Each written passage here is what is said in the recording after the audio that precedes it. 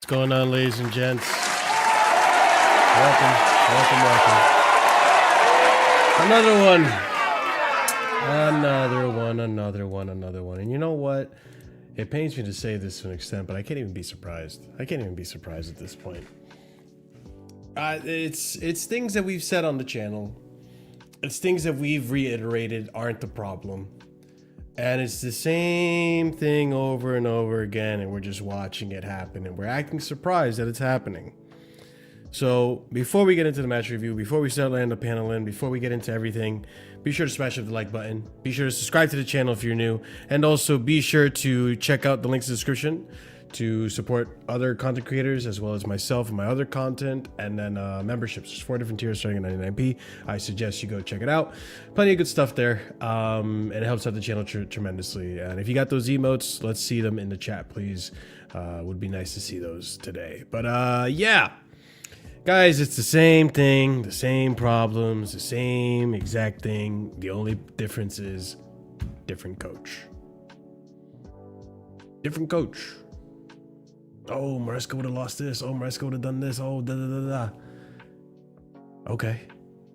Great. We went into a perfect record up until we got to Leeds. So what is it? 6 games with 4 wins and 2 draws. And what's the damning stat today? Let's actually look at it real quick. Let me look at this. What is today's damning stat? Oh, here it is. Chelsea have dropped a league high 19 points from winning positions in Premier League this season. Also have a league high 6 red cards. All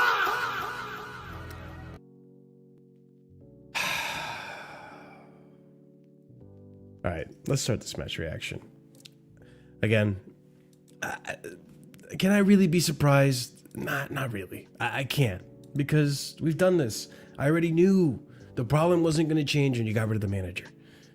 I like Rossinier, I do, but he's not ready at this level. I'm not blaming him necessarily for today's game. There are some faults, we'll talk about it. But there's just frustrations I have with the manager not paying attention to the mistakes of the managers of past and persisting with certain players. Let's get into it. Quick match summary today. Pretty much starting 11 that included, it was a relatively strong starting 11. Obviously, they had some time off, which I don't disagree with. These players have been playing nonstop since Club World Cup, and we've said it multiple times here on the stream. This player looks tired. Caicedo's not at his best, yada, yada, yada. So let's not rewrite history and try to say, oh, they should have never taken time off. This is what it looks like, the complacency. Brother, let me remind you that at Leeds, we also capitulated much worse than this with 11 men on the pitch. Just a reminder, right? But that doesn't excuse anything. At the end of the day, after you rest up, after you recharge your batteries physically and mentally, you need to come to this game fucking prepared. You need to come to this game fucking prepared because you understand that we're in a top 4 race. But regardless, I am digressing. I'm already into my rant mode, and I haven't even said the fucking lineup. Okay? Pretty much the strong starting lineup you would assume. Except, at left back, what I feared was going to happen was, once again, a manager not trusting in the youngster who actually plays left back in Hato. Who, you could say what you want, not good enough, whatever, but at least Hato looks better at left back because he's naturally a left back than Malo Gusto. Malo Gusto today, questionable performance. We'll put it nicely, questionable. And then on top of that, he's got to be partnered with Pedro Neto. Chalobah in that pivot with Wesley Fofana. And I was surprised considering maybe Mamadou Sarr gets another chance after having a pretty brilliant performance against Hull. Dominant performance. A Badiashile first season under Potter-esque performance. But we're staying with Chalobah. And you know what? Center back partnerships. I'm all about it. It's against Burnley, but you know what? Let's give it a shot. Let's see what happens, right? And so, first half, we're doing relatively well. Like we're in control of the game. We're creating opportunities. We're looking fresh. We're looking alive, and it doesn't take us long to get on the scoreboard. Not long at all. And it comes from a brilliant, I gotta say, a brilliant pass from Moises Caicedo over to Neto on that left-hand side. And then Neto, finally, and I'll be honest today, guys, Neto didn't even have a bad game today. He was relatively good, but there's still things in his games that frustrates the fuck out of me. And we'll go over that. But goes in left side to Neto, and Neto crosses it, and João Pedro's there. Puts his whole body into it. It goes in. Just barely, but it goes in. Right? And great, João Pedro's still scintillating form. One of the positives of today, that João Pedro, again, continuing his form of GNA. He's been on fire in these past run of fixtures, and I hope that he continues into Arsenal, and it continues into the next fixtures that we're going into, because they're going to be tough fixtures. So we need someone, please, that could stand out. Esteval, hamstring injury. He's not going to be available for a little bit. So, good to see that we score a goal. But after that, people, the 30 minutes after that goal was an absolute snooze fest. Absolute snooze fest. We turned off at that point. And let me tell you, when we turned off, it became blatantly noticeable just how shit Burnley actually are. Burnley are so bad. These guys struggle to string any passes together. Very few moments for Burnley today to get a chance to score a goal. And their most dangerous moments came from set pieces we conceded later in the game. Oh, we'll get to that part. So we go into the halftime. And no changes made. Same lineup. And, oh man. Oh, and I forgot to mention. How could I forget to mention this? In the first half, right? We had a chance to go up another goal. And, yeah. This happened. Palmer misses this. Very Jackson-esque behavior from Palmer today. And that might... man. Not running in the snow, by the way. I'm not talking about that. It's totally something different. But yeah, second half, man, same old. And at this point, like we look a lot more mute. We're not really making much of any chance or any attacks. We're going heavily on the Malo Gusto side, which today looked absolutely dysfunctional. So as much as I want to say Enzo Fernandez wasn't really involved in today's game, I can't even blame him, because look who he's partnering with. When Cucurella is there, you notice Enzo Fernandez is much more involved in the game. When Gusto is, it's a dud. So a lot of chances coming from that side. And touchy Palmer. Oh my days. We'll get to that soon. Yeah. Second half. I mean, listen, Neto looked okay today. I can't really harp on him too much, but the one thing I keep seeing from Neto that pisses me off is this fucking bullshit. Bro, please. It's literally every time with these players, nothing pisses me off more than you get a simple little hit on the hip and you're like, ref, call the hospital. It's like, get the fuck up, please. This is one of the senior people in our team. And so when he does it, I start seeing fucking Santo do it. I start seeing Palmer do it. I start seeing Malo Gusto do it. Brother, sometimes you need to just get the fuck up and play the game that's in front of you. Because the ref wasn't giving it all day. This ref was shit, by the way. But I'm not blaming the ref for why we lost. I'm blaming the ref for horrible decision-making on fouls. Enzo Fernandez too falling all the time he gets touched. Brother, get the fuck up and play the goddamn game. What happened to just playing football instead of playing for fouls? And so we get into moments like these where we could probably be in a better position if you just fucking hold physicality instead you're diving for a penalty. Just by getting touched. Look at this. Look at this. He's chilling. He's chilling, bro. Man's looking at his laces. All right. So it's a bunch of bullshit like that happens in the second half. And then eventually.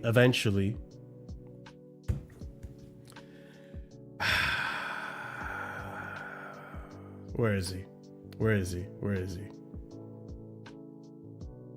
Where is it? Where is it? I'm trying to find this fucking clip. Where the fuck is it? Where did I put this fucking... Oh, here it is. Here it is. Wow.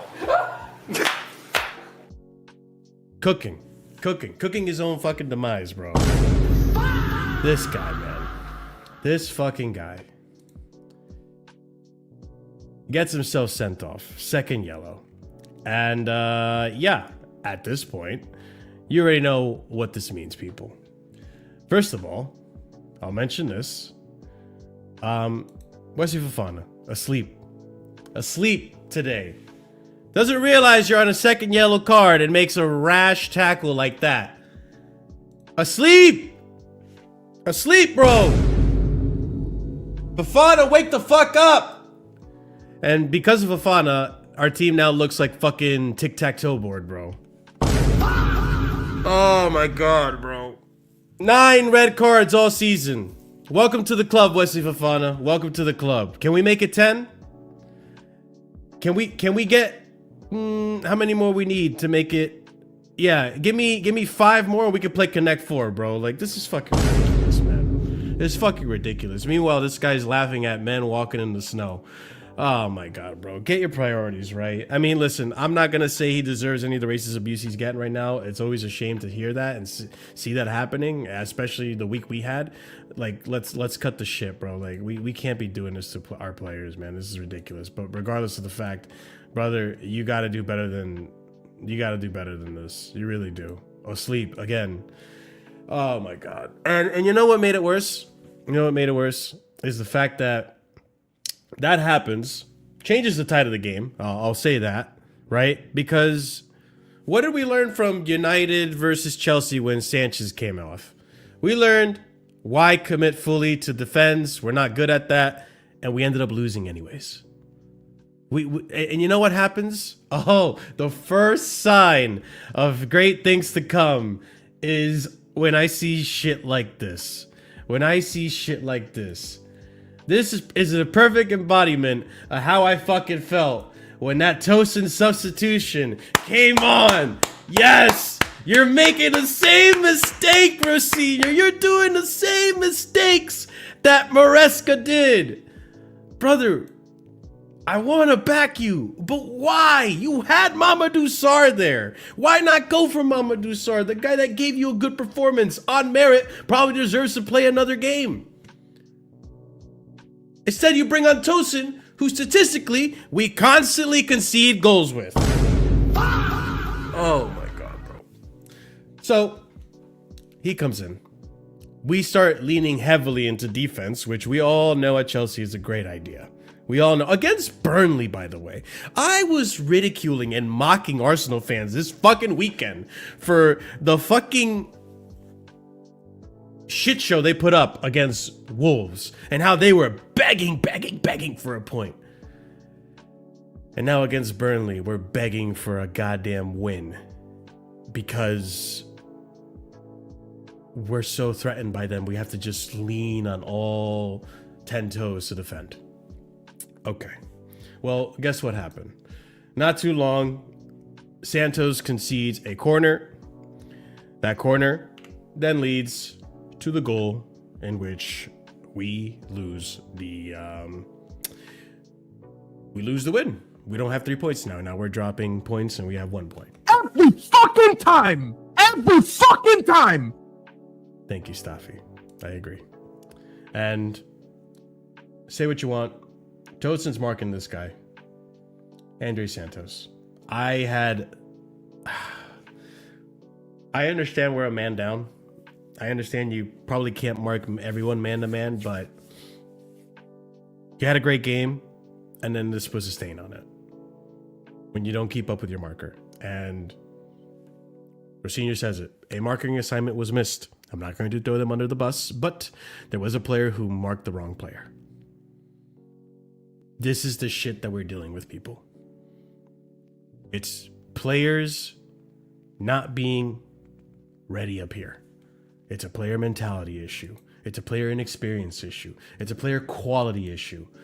There's a lot of issues with this team. I'm not going to say Rosenior's scotch-free, right? Because why the fuck are we taking off Reece James, our only leader in that back line, for Josh Acheampong, for Mamadou Sarr?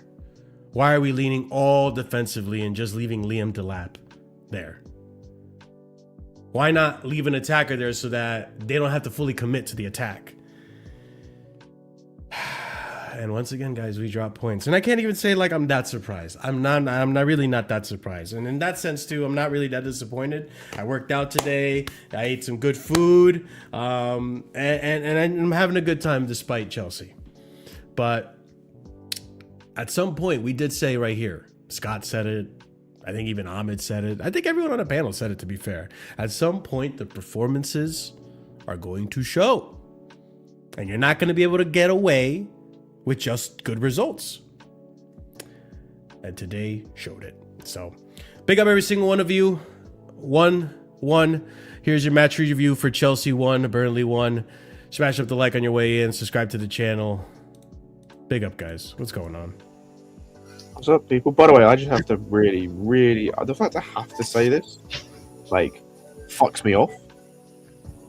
If you are defending racism, oh, great. You're a piece of shit. You have to say this.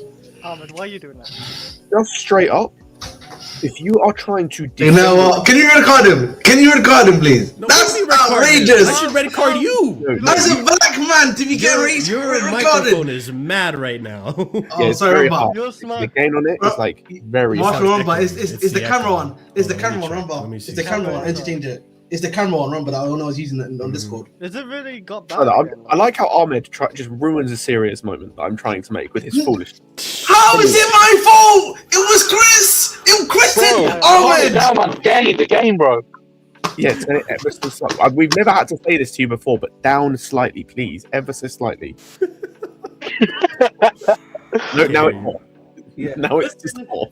It was your hand threw me off. Much better. Real Chris is the one that started claiming racism allegations against the black man. You know what I mean? What was that's nasty work from real Chris. How dare you insinuate that I am okay with racism? What is this? Sorry, Scott, please. Let's return to the If you are defending racism, regardless of performance, you're a piece of shit. Now we may continue. Just to really add to Scott's point, I want to add to Scott's point here.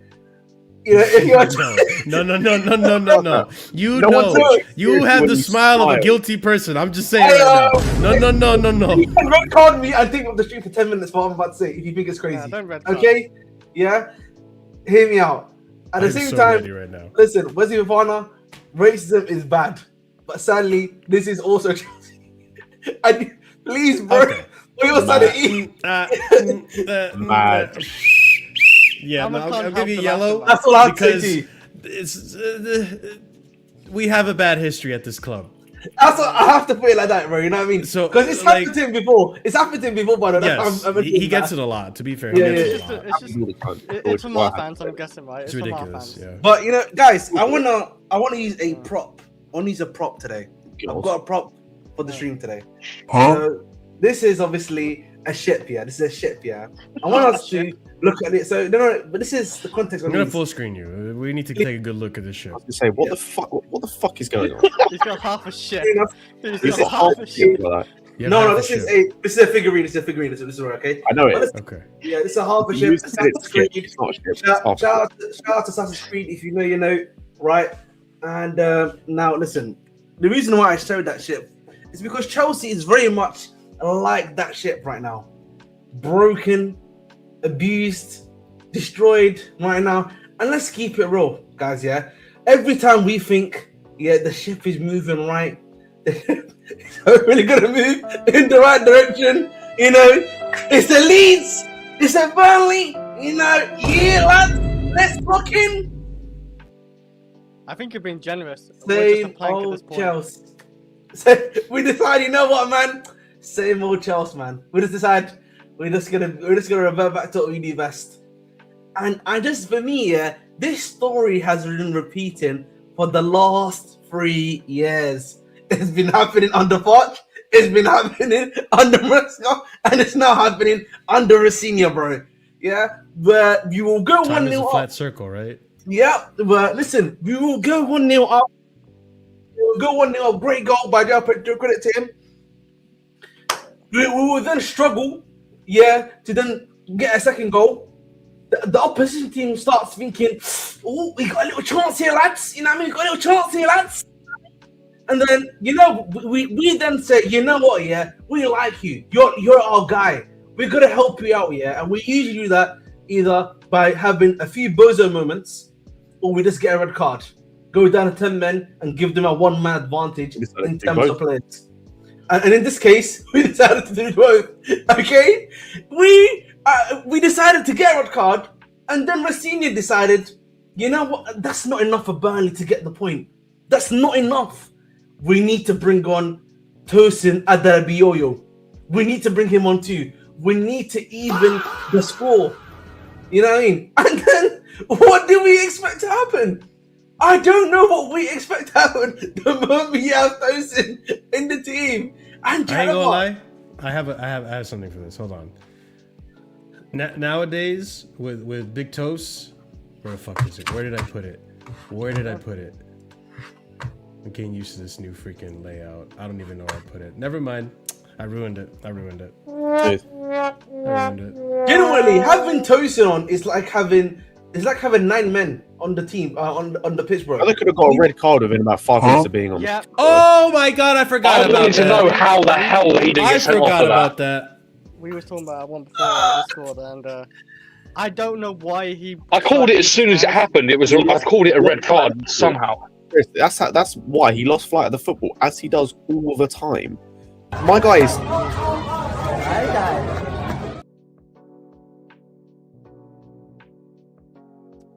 My guy is 6'4", by the way, and loses flight of the ball on a regular basis.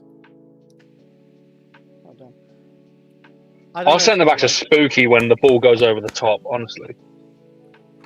It's just like that without Tosin one. I definitely, with Scott, not Scott, well, and you, Scott, and Oliver, like, it's definitely a red. You don't use your hands to push a player down, especially in a 1v1 situation or in the box, because that can easily be given a red card. I don't know why VAR didn't give us a red card for that, or the ref.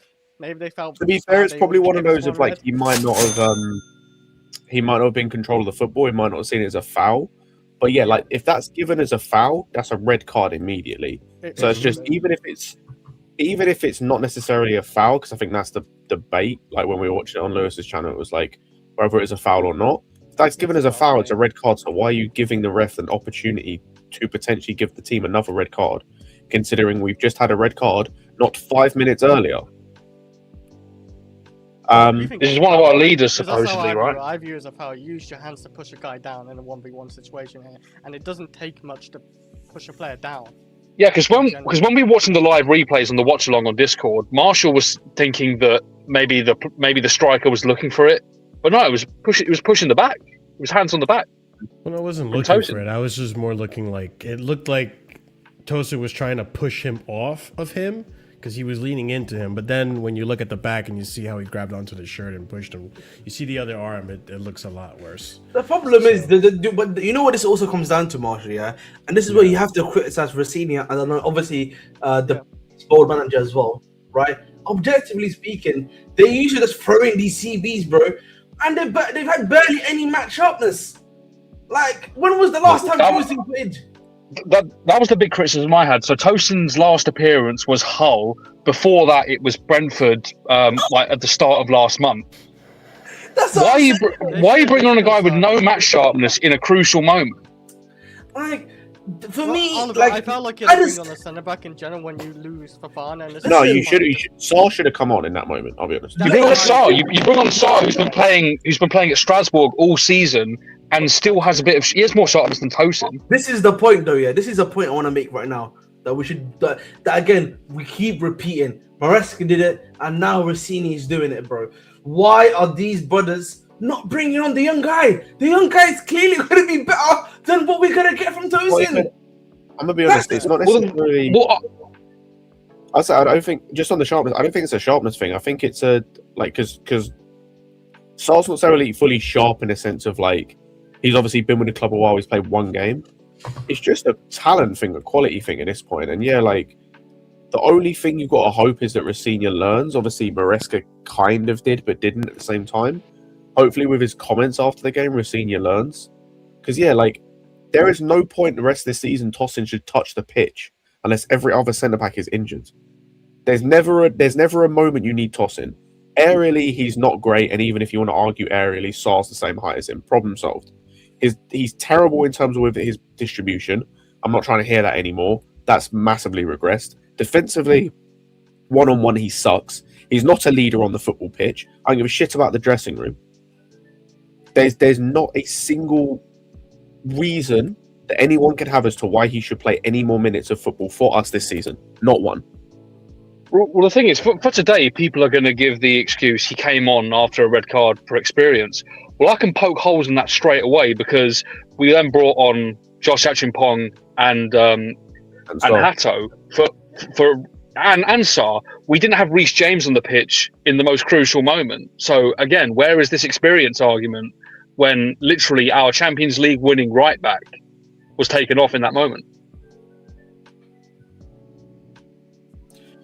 You have a point right there with Reece James bombing forward. The problem is, guys, yeah. You know what makes this worse, by the way? I was thinking about this, on my way back from Manchester today.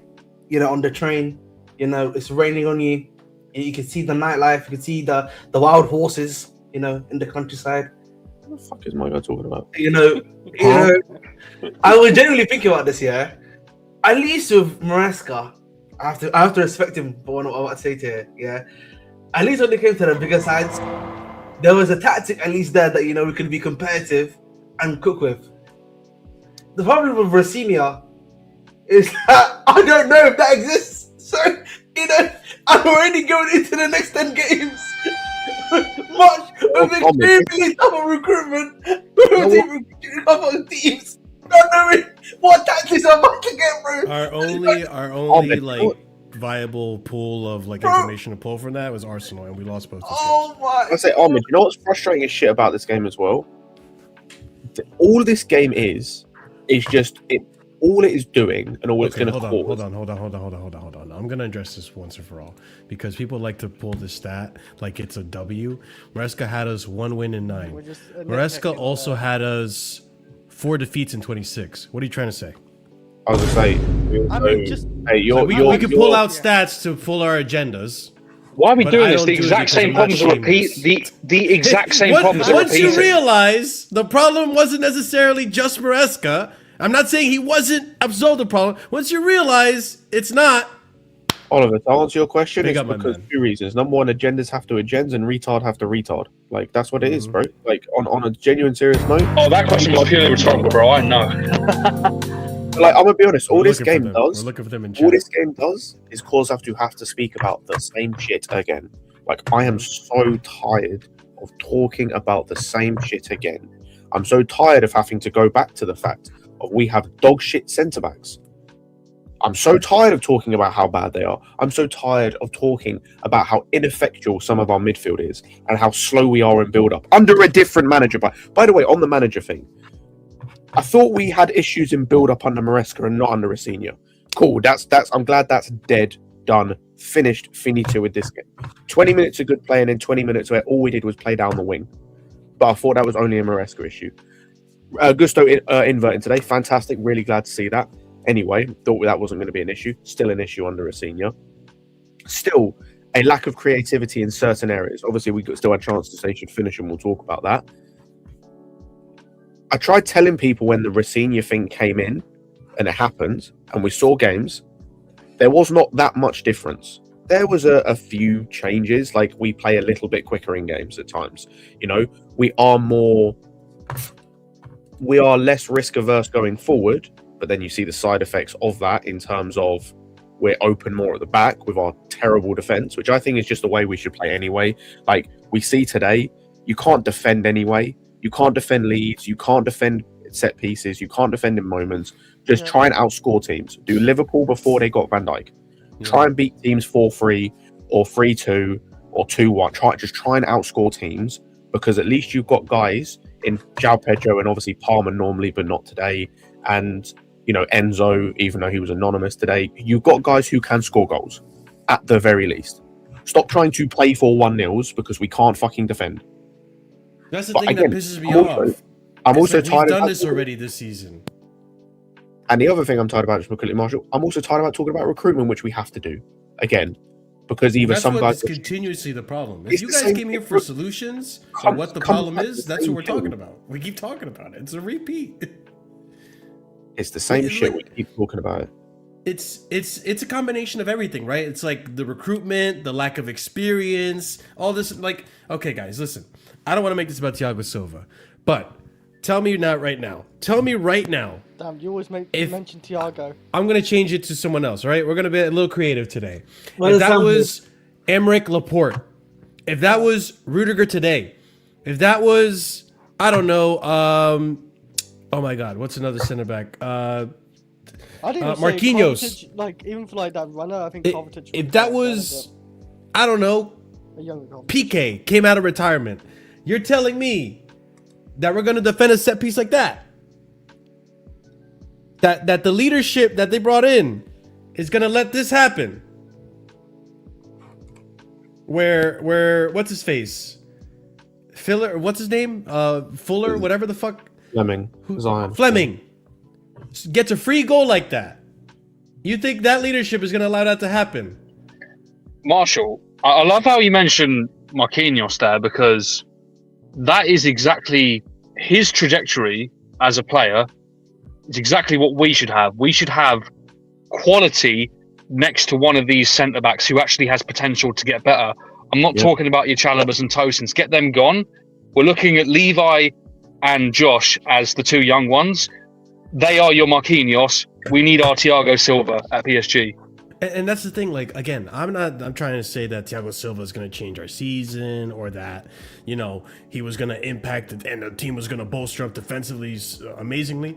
I'm just saying, if Tosin's on that bench and you're relying on leadership, I'd rather 10 other defenders that are near retirement or also quote unquote experienced. I'd take Koulibaly. I would have much preferred Koulibaly came in those last 5 minutes or 10 minutes of the game than I Tosin. remember the one game where like he got locked over. No, Koulibaly would not. Koulibaly's leadership is much better than Tosin's. Koulibaly was Koulibaly reached it. Koulibaly got spun in front of me, Marshall. I know that guy was washed when I was watching him. Koulibaly, Okay, please respect. Let's respect. Listen, I'd rather Koulibaly's man. Koulibaly. Koulibaly's my serious. Koulibaly is a legend. I'm gonna be honest. I feel like talking about tossing in this game is kind of immaterial, right? No, but that's what I'm saying. Like, the only reason, look, okay, hold on. You're right, Scott. Let me transition this. Because the reason I bring it up is because obviously the reason this happened is because defensively we were completely disorganized. And Santos in this situation switched off. Which I don't want to use this to just, take him in the back and shoot him like a horse, right? Like, I don't want to use this to murder Santos. Like, the kid had a good game today, and then in that one moment, boom, just fell asleep. It happens. Just I can't lie. I think, yes, Santos loses, man, but honestly, I think the defending for the set piece in general is a joke. I don't get this. I hate zonal marking with a passion. You've got one of the tallest players on their team in Fleming, who's a striker who's good aerially, being marked by Santos, who's 5'8". Like, again, it's just a shit setup. You've got guys not knowing who they're marking. Zonal marking. It's a piss poor setup, and I think part of it comes from him just chucking on every defender on at the end, and just everyone's confused about where they're meant to be. But ultimately, we're kind of burying the lead here when it comes to the centre backs, because the biggest issue we have in this team, outside of obviously the experience and quality, we have one what you would call an A centre back, and he's currently out with an ACL. Every other centre back we have is a B centre back. They need an A centre back next to them to be able to play to a good level, to be able to flourish. And you see it today with the absolute moron who cost us this game. Like, people can say what they want about Palmer, cool, he should score, he has some chance he misses. We're still comfortable in that game until fucking Fofana decides to get a red card for literally no reason. Like, two of the stupidest challenges. The second one I'll kind of allow, right? The second one, you're trying to get the ball. I don't know why you're that high in the opponent's half, but you're trying to get the ball, right? The first one, though, Hannibal is running into danger, and you just trip him for no reason. You just dive in for no reason. That could have been a straight red, low key. Well, this one, this was never a straight red because it's not high enough. Not high enough. Yeah, fair enough. I just don't get why he had to stretch that far. It was in their half as well. He got just where's your know-how? You're on a yellow. That's all you need to know. You're on a yellow. Let's calm it down. This is the first yellow he got. You literally have a yellow. No, that's not the first yellow. Is it? Oh, no, this is the challenge. I don't know. I didn't see the first yellow, to be honest. But... The first yellow is in the first half. It's the free kick that Edwards has. It comes from Hannibal picking up the ball in midfield, skipping past Fofana, but running into danger because he's running into like where Chalobah is, and Fofana just trips him. So that's the second one. Trips him. Oh, okay. I kind of remember now. For no reason, by the way, because again he's running into danger. And you ask, why does he dive in on a yellow card, Chris? Because he doesn't think. Because this is Fofana. This is the man with 50 points on his license. Oh my god, yeah. Not a serious guy, man. That's the problem. This is the guy who went on holiday he went on holiday. He had a week off or a couple of days off. Went on holiday to France and got the flu. This guy's not serious. He's not a serious player. His mentality is not serious, bro. It's not. I agree. Serious. I 100. Listen, you know what? Yeah, you guys have heard me say this season, let's sell him, because I'm going to be honest, bro. This guy has lost. He's lost his rearview mirror to begin with, right? That's actually sorry. Yeah, he's lost his rearview. Good. I was just going to say, JC makes a good point, and I don't know if it's how relevant it is. It's just something I've noticed. This brother could have snapped his own knee. Look at that! Yeah. He could have snapped his own knee. He's an aggressive center back. Yeah. No, but bro, look at that leg. Calm it down because you're if he lands awkwardly, by the way, on that challenge, he snaps his own knee again. Mm-hmm. But the thing is, okay, if we get rid of Fofana, you have to give me a proven center back. I kind of don't want to get rid of him. Well, listen, you know, Marshall, you keep saying that, buddy, but we know that's not gonna happen. So hang on, you don't. Fofana. No, Fofana's not. Fofana was proven. I'm being genuinely serious, Marshall. I would play Mamadou Sarr over him and not bat an eyelid. You don't mean that. I do mean that. 100%. I mean, in this current state, I think that's a fact. I want You guys are Fofana to stay. overreacting. Marshall, can I ask I you- actually agree. Marshall, I actually agree. let me ask you a I question. want to keep him too, but like, I don't want No, I to don't be like a confirmed. No, no. If he starter. gets hurt again, I sell him. But No, you got to give me another center No, back. get rid of him. Let me ask you a question. Take the red card out of it. Before the red card, who was the better centre back today? Fofana. No, he was not. No, he was Yes, he not. was. No, he was not. Yeah, I Fofana don't was a think better he's center. great either, Fofana but, was like, having a decent game until he made this No, mistake. he was not. His passing was was. awful. Chalobah was the best centre back on the pitch. Chalobah had a good block, I remember. Yeah. It was not And Chalobah even made a mistake that Fofana had to clean up afterwards. Like, Fofana had a good game today. not I mean, Fofana also even made close. missed passes too today. And that's the thing, too. Like, again, I don't think it's with a great Fofana, game for Fofana. look at how many of our defenders have gotten red cards today. Fofana's the last one. Reds, yeah. Yeah, In all like, fairness, Scott said take the red card out. I think for me, listen, it was going to happen eventually with him because it's the nature of the position. But, like, this is Would the you, thing Marshall, is, like, would I you keep say that telling you about any guys. club? Would you say that about any other club that operate at the level we want to operate at? Oh, they're going to get a red card. I mean, Would you say that about for a any other centre-back, centre back yeah. at this level? For a No, centre-back, yeah. you It said- happens. Marshall, we want to operate at where Arsenal are at right now. Obviously, we want to win. You know, they haven't got there yet, but we want to be at that top end of the table. Are you saying that about Saliba or Gabriel?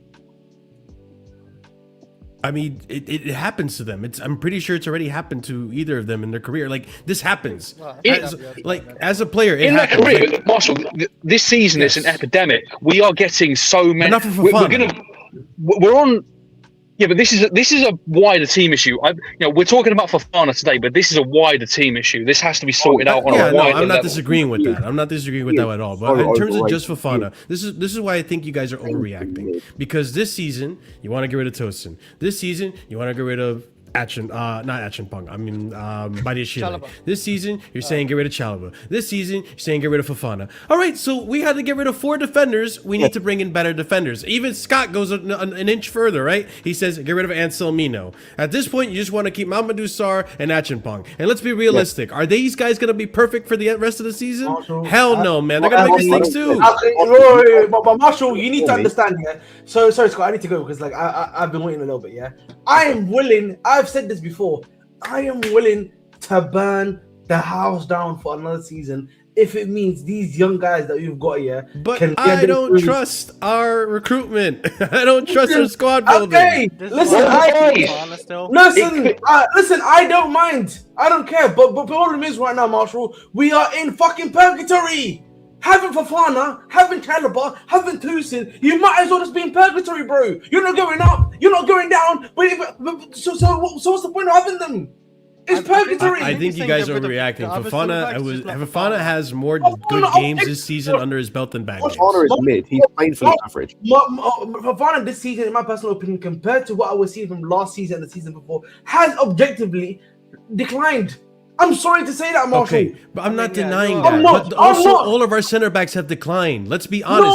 No. No, Scott literally Yeah, just that's said here right. earlier that even the passing at the back from Tosin is no longer existent. That's declined. Scott, but hang on, Marshall. Scott Everyone's explained why. declined. Scott explained why. These are all B centre backs. They're all Yes. B. We need a Colwill A centre back. But also, Marshall, it's again.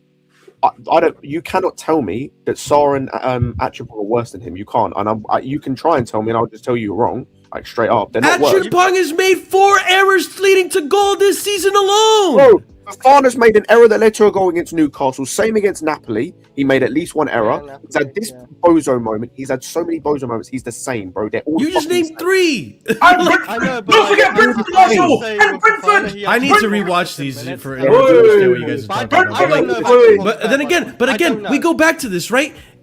How many errors leading to goal did Chalobah have this season? How many errors leading to goal did Badiashile have this season? Marshall, Everyone's again, regressed. I want all of these centre backs outside of Colwill, Sarr, and Achenpong sold immediately. Yes. We need 4 centre backs, and those should be 3 That's of them. not You going to happen. That's But why the I'm part- telling you guys Why? it's ridiculous. That's why I'm telling you. It's first of all, it's not going to happen because you know our recruitment team isn't going to do that. You know, Bro, I that. know Come they're on. not gonna, Marshall, again, I know what they're not going to do, bro. I'm not stupid. I know they're not going to do that. I know we're going to get to next season and we're still going to see Fofana be an absolute moron. He's still going to be here. I know that certain guys are still going to be here and they're still going to be shit. We'll get to him later, by the way. I want Gusto sold. He's still going to be here next season. Don't get twisted. I know that. I'm talking about what needs to be done at this football club to actually progress in a way that makes sense with the model they've built and makes sense for winning shit. We will never win shit with Fofana. He is mid. He is painfully average. Can I ask you a question, Marshall? Yeah, this is a serious question. All of us here need to ask ourselves. Yeah, sure. If we still have Fofana in the team, we still have Chalobah in the team. Yeah, and some of these guys that we mentioned right now, are we objectively progressing as a team? I think the answer is quite simply, at least in my opinion, we're not. We're staying the same. That's the fundamental issue, Marshall. Right? That's what I'm talking about, bro. My worry is that you get rid of that, the floor lowers. Can I be honest, Marshall? I think low-key we need to lower the floor. I'm gonna be the first to say this. I know you disagree with this, but we need to fucking burn that shit down, bro. I would much rather. I'm telling you, this is Ahmed's opinion. You may disagree with this. It's all well and good. I can understand that, but I would much rather, bite the bullet. Get stabbed every week, maybe if from a temporal mistake and a temporal error, but he improves steadily week in, week out. At what cost? Listen, we have to do it at a cost, bro. That's the reality. We need to at an initial cost and then a long-term gain. Yes, that's guys. Let's be honest. Let's be honest. Even with some of these players you mentioned, what was the lead score last week? Why did we lose last week? Was it because of our offense or because we couldn't defend? Why did we lose today? I mean, we lost our offense or we couldn't defend. Hold on. You're telling me that a 19-year-old centre back whose last start was nearly over 3 months ago at centre back is making the same errors as a 22-year-old, 200k a week, experienced, quote unquote, because he's played at least 3 seasons in the Prem. Verging on international level centre back. And you're telling me they're not the same level? Outside of Napoli in this game, yes. Scott, did you say 22 years old? Not the same level. He's something like that, 21, 22. He's 25. Oh my Fofana's fucking 25. bro. Wait, you didn't know he's 25? Oh, Wesley Fofana's 25 years old. Yeah, bro. He's got 6 years on him. Get rid of him. Get rid of him, bro. Marshall, I don't want, that actually makes the Fofana worse. We haven't. Well, I touched on briefly, but we haven't even gone back to, bro. The talent level is almost immaterial. This guy's mentality reeks of piss. This guy's mentality is horrid. I don't want this guy anywhere near our football club in terms of his mentality. It reeks of piss. He's the most unserious guy we have at a football club. Unironically, Marshall. I genuinely don't understand it. Unironically, Marshall, that actually low-key makes Fofana worse, by the way, because there are guys younger than him that are performing in other teams quite well right now, right, in terms of the centre-back position. And the fact that he's 25, this guy's meant to be entering his prime centre-back period, Marshall. As a centre-back, you're meant to start entering your prime or start showing levels at that age group. What are we doing? Nice. And the ultimate answer is whether like Josh or Sasha start is immaterial. The answer is you get a new centre-back in. Like I haven't said that. I'd have Sarr and Josh as my backups. Sarr is the backup to Colwell, Josh is the backup to the new centre-back. And you go and buy a new centre-back who's a proper centre-back. Wouldn't you, and I think for me, loan out and like give him a full season, and then the problem is, Chris. Sorry, Chris. Yeah, I understand. I think with the loan thing, yeah, I kind of disagree with that because I think you want all of them to be competitive with each other, right? And then you can find the right partnership and the one that don't works. know how much minutes action will get. I think for me, if you listen, that's what I'm saying. You have to. Chris, if we get an A-level centre back to pair Colwell, no one cares about Josh Action. But this is the difference is I want Action to get minutes out. Chris, the reason why I disagree with that massively, by the way, and the problem we have in terms of bringing guys like Sarr and Josh into this team is twofold. Number one is because of how terrible our backline is in general, the managers don't want to trust them to bring them into that, which they just need to. The other thing is you don't have a guy next to him who's steady enough where you can constantly make that rotation, because it's either at the moment Fofana or Chalobah, who most of the fan base don't, or like half the fan base don't rate one of those guys and half the fan base don't rate the other guy, for good reason. You look at by the way, sorry. You look at what what's it called, Arsenal are doing, right? Mosquera in all comps this season has made about 1,100 minutes, just over 1,100 minutes. Yeah. He's 21 years old, just come from Valencia. He's able to make 1,100 minutes in all comps, which I think is at least 300 more than Josh has made this season, because he is next to a Gabriel. You've got Hincapié. Now, I know he's not young, but that's your backup centre-back, quote-unquote, is able to make just over 1,500 minutes in all comps, because when he comes in, he's playing next to Saliba. You can rotate these young guys in. Manchester City, for example, even though it's not amazing and the defence kind of still stinks, they can bring a guy like, I'm going to butcher his name, Elaine, or however you say it, in after a half a season at Watford, because they are pairing him next to a John Stones or a Ruben Diaz or someone like that. There's still going to be bumps in the road 100%, but you can do that and you can afford those bumps because of either your attack is in a better shape and you're still outscoring teams, and so it's not too bad, or because you have guys next to him who can clean up for them. Our second best centre-back, apparently, in the whole team, decided today he was going to be a moron and get sent off, so he's now missing for the Arsenal game. So when Tosin is starting at centre-back for the Arsenal game, and he looks like piss, I hope you know who to blame. I hope everyone knows who to blame for that. Well, I just looked over the goals you blame him for. The Bournemouth one is really harsh. It's really harsh. The Newcastle one, Marshall. But Napoli, Newcastle, he's played every single game this season. Brentford, Marshall, please look at the Brentford. Let's replace it afterwards. But or I'll do another one. Let's. Okay, guys, let me just be honest. If Fofana leaves this team and we don't get a replacement for him, what happens? Are we gonna improve?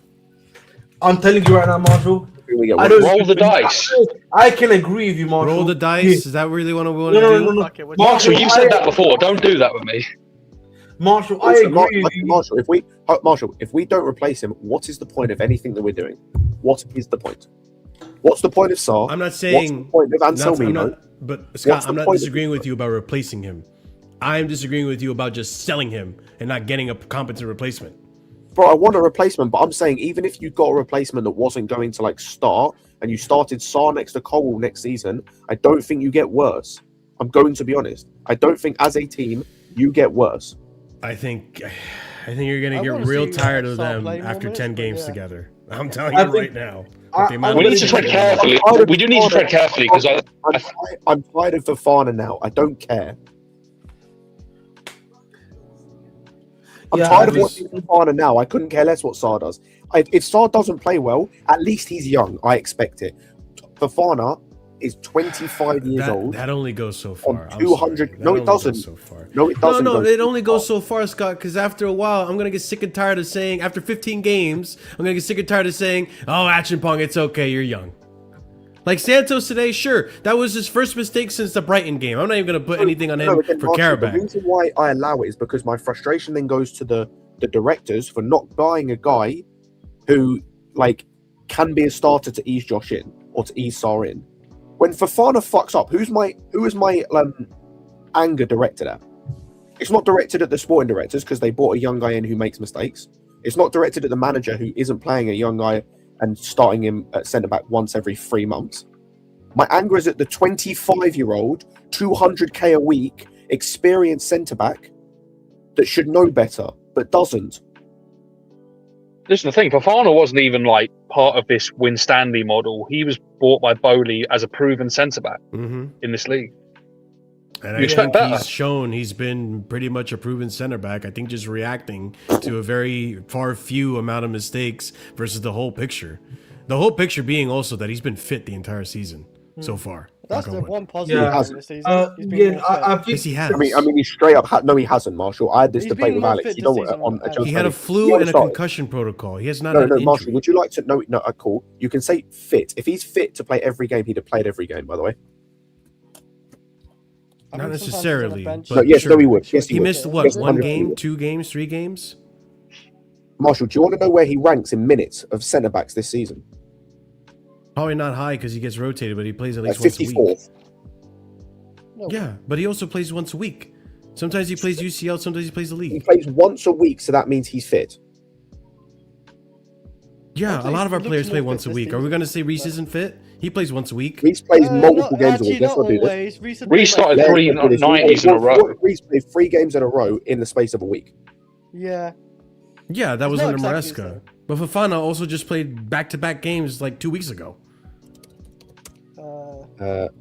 Minute. Well, Yeah. starting, and, I was surprised. I was like, Fofana played back-to-back games. He's fit. I think I do. No. He's Marshall was been right. this season, but Marshall was right about Fofana being I think it was Leeds and Hull. Actually, maybe even this one too. But this one, there's a break in he didn't between. start. You know what the difference is for me though. Reece James is still the best right back in the Premier League. There's no denying that. There's no denying that. And I'm not saying that Fofana's the best center back in the league either. But this season, Can I ask you a question, Marshall? Can I ask you a question? Go Would for you it. consider Sven Botman to be a fit centre back? no. Cool. He's played more minutes than Fofana this season. Okay. Has he? Would you didn't he have a consider- long-term injury for the most part? And like what, a month off or something? What, Sven Botman? You mean the guy who's regularly injured? Yes, I would consider him to have, regular Yeah, injuries. Fofana's not been injured though. If he doesn't play, Marshall, does that mean he's fit? He plays once a week, Scott. I would So say he's why not do you think fit that enough is, to Marshall? play more than that, Marshall. Yes. But he has done it already. Yes. So if Scott, he's- like the argument you're making, I understand the argument you're making, but the other thing minute. you're not factoring in is we're Chelsea and they're Newcastle. Newcastle might not have this strict medical team bullshit that they put on Wesley Fofana's minutes, that they put on the manager to reinforce. If it was up to Maresca, if it was up to Rosinha, Fofana would have probably played just as much minutes as Sven Botman. Cool. Calvin Bassey had a whole 2 months off playing at AFCON and has played 400 more minutes than he has this season. Yeah, he probably plays more 90 minutes. He probably doesn't get subbed off. Like- I'm looking at it, Marshall. Because he's We fit to play rotate- football, Marshall. Because he's fit to play football. You don't Or need to get subbed off after 60 minutes. Marshall, All right, this is a How retarded many argument. players- That's not even the point. You He's see been this in available to play football? football this whole season, which is a big upgrade on what we needed from him. Not entirely, because there's two He games hasn't. where, well, there's 2 games say he needed rest, but it's like an injury thing. Like if you look on transfer market, so he's been away a few A times. knock, maybe. That was the And, like, concussion, And right? if you look at the next There was a 6 games, concussion Marshall, early in the season. If you Yes. do look at the last 6 games, he's played 90 minutes only once, and it's like 11 minutes, 17 minutes, 45 minutes, 32, and then This is 17 today. that whole him getting subbed off thing. That's more to our point of what do we need? Because again, these directors are not going to do what we need to do to get to challenging and winning league titles, but we're going to still tell you what we need to do. Mm-hmm. Does any other centre back that's going for a league title or in a team going for a league title get subbed off most games? exactly. The fact that, like I said, you can't tell me Fofana is fully fit or whatever, Check Marshall. because I think it's bullshit. Because if he was fully fit, and considering what we need, he would be playing every single week and every single game every single week, whether it's 2-3 games a week. Because that's what Gabriel does. That's what Gabriel does. That's what Saliba does. That's what De Ligt does at United. That's what Virgil Thompson van does Dijk. at Aston Villa. But that's what Diaz was doing. I think he's injured now, I don't actually know if he played today. I know. So many of these Ignore it. players are doing the same thing Fofana's doing, though, which I is wanna- they're not available. They've had long-term injuries this season. Maybe there's a few you named that aren't, but like you just mentioned Ruben Diaz, for example. Like Ruben Diaz went through a stint where he wasn't available, and we completely capitulated. City completely started to capitulate in defense because he wasn't available. Who else did you name? I named Gabriel, Saliba. Konsa. I named Saliba's been Konsa, out a who few is times fifth with in flu minutes and shit played like as that centre this back season. Virgil van Dijk has played every single minute that's Yeah, available Virgil van this Dijk. season. Yeah, I'll give you that one. Like, when you Virgil van regardless Dijk's of where, world-class. and even regardless of where you are hmm as a team, I'm looking at Tarkovsky as the rock at the back every single minute he's played. Lacroix is their rock at the back, played every single minute. Milinkovic the same every single minute. Senesi this season only missed 40 minutes across the whole season. Our rock is Trevor Chalobah. Trevor Chalobah is 8th in minutes played for centre backs this season. Oh yeah, He is Chalobah's our been a lot. rock. He is the Yeah. guy that stays in the back line. So he is the guy that you're building around. So yeah, like Fofana needs to leave for multiple reasons. Today being the cherry on the cake. Who would you rather keep? I think it's hard. I wanna Or, can I ask a question? Because listen, I've been And quiet. just real quick before you go, Ahmed, just to put out there what my stance is. I'm not saying Fofana can't go. If Fofana does get hurt again, then yes, I want him sold. But as of right now, I think it's a slow increment to getting our best version of Fofana back. Because let's not forget, he's been out for a season-long injury for the past 3 seasons. So I'm willing to cut him a little bit of slack, and I don't think he's been nearly as bad as people like to claim he has been. But go ahead, Ahmed. Yeah, I wanted to say, listen, guys. Yeah, at the end of the day, Fofana, he needs to go. A lot of these centre backs, we all agree, need to go. So I think for me, what happens afterwards is up to the club to deal with, to do the job in regards. But can we talk about the guy that we have given a 11-year deal? That we keep paying. He's one of the guys that's gone on a lot of money. This guy in the space. No. We're not doing this. In the space of 3 games, essentially. Yeah, against Leeds, misses a tap in to basically win us the game. Right in this game, misses essentially a 1v1 opportunity, which he should well and truly, realistically be scoring. Okay, and this guy is costing us. He's costing us, bro. I'm gonna be honest. I don't blame him as much for this goal, for this chance. I mean, there's a worse one. There's a worse one, obviously, but like but this guy is costing us, bro. He wasn't fast enough, and that's like probably maybe that's down to his scoring issue. Like for me, yes, he should have shot better. Like I already said, he should definitely shot better in this one. For me, the issue with him is that he's missing. He's costing us games now. I could say he slowed down, but then I don't think anyone catches up to that point. What I'll say to that, Chris, I agreed with you when you said that on the watch along. When I realised that this is 2026 Kyle Walker, we're not doing fast enough debates anymore. Like Kyle Walker is finished at this level. Enough. Like it doesn't matter if it's like that's not good enough. Kyle Walker is there, Chris. Again, this is a Cole Palmer what's not fully fit with a groin injury. Kyle Walker's not a speed demon anymore. I think the only thing I'm not saying Walker's a speed demon. Neither's Palmer, by the way. Palmer's not that quick. I think the only thing Palmer probably does wrong in this is his touch wide. Like I think if he stays ahead of Walker or tries to stay ahead of Walker, then he's like got the upper hand on him because he has to foul him then to like get around him. But yeah, like I said, I don't think this is. It's annoying because it's a 1v1. But I'm not too annoyed with this. The one in the second half is worse, and I think I actually agree with what Chris said earlier. I don't think he was actually like that bad today in terms of overall performance. It's just in the big moments, he just he just let us down. And I think the biggest problem with him today, and it links with the second chance, is his touch. Like today is the worst I think I've seen Palmer's touch. Like I don't know what was going on. Bad. But I genuinely don't know what was going on. There was a few outside of the chance he had in the second half, where he gets like moments, and he just the one that Gusto plays. The one where the build up with Neto and Gusto. Like it's a simple touch, like inside with your right foot to hit it with your Jesus Christ. Sorry, that comment from Pete's just threw me. It's a simple touch inside with your right foot to hit it with your left across goal. And yeah, it's a heavy touch with his right foot and the chance goes. Like, yeah. Mm-hmm. Like that's the one for me where it's like that if you score that it's dead. But yeah, like I don't know what happened with his touch today. Like his touch was horrible. Was it this one? Oh, in general today. Oh well. Yeah, his touch in general was horrible today. Again, I don't know what it was. I don't know. thought he did some good things. Like he created even a good chance to job Pedro. There was a few moments he had, but I don't think he played amazing either. But I don't think he's like the problem as today. I would say like I agree with Chris, and I don't think he was the worst player on the pitch today in terms of performance. Again, people are going to focus on the big moments, and yes, they do like cost you, yes. I don't even think they cost us in terms of like even with those misses. We should still see out that game 1-0 for Fofana. Like we do see that game 1-0. Like, Fofana doesn't get sent off. Well, then again, if it wasn't for defense, like messing up from 2. Yeah, if Fofana doesn't get sent off, we still see that game at 1-0. Burnley weren't creating shit until he got sent off. So, like, I'm not trying to hear it cost us. It's just poor moments. Like it's 100% poor moments. But yeah, he wasn't the worst player on the pitch today. We'll get to him. Wait, who was the worst player? I've seen worse. We'll get to him.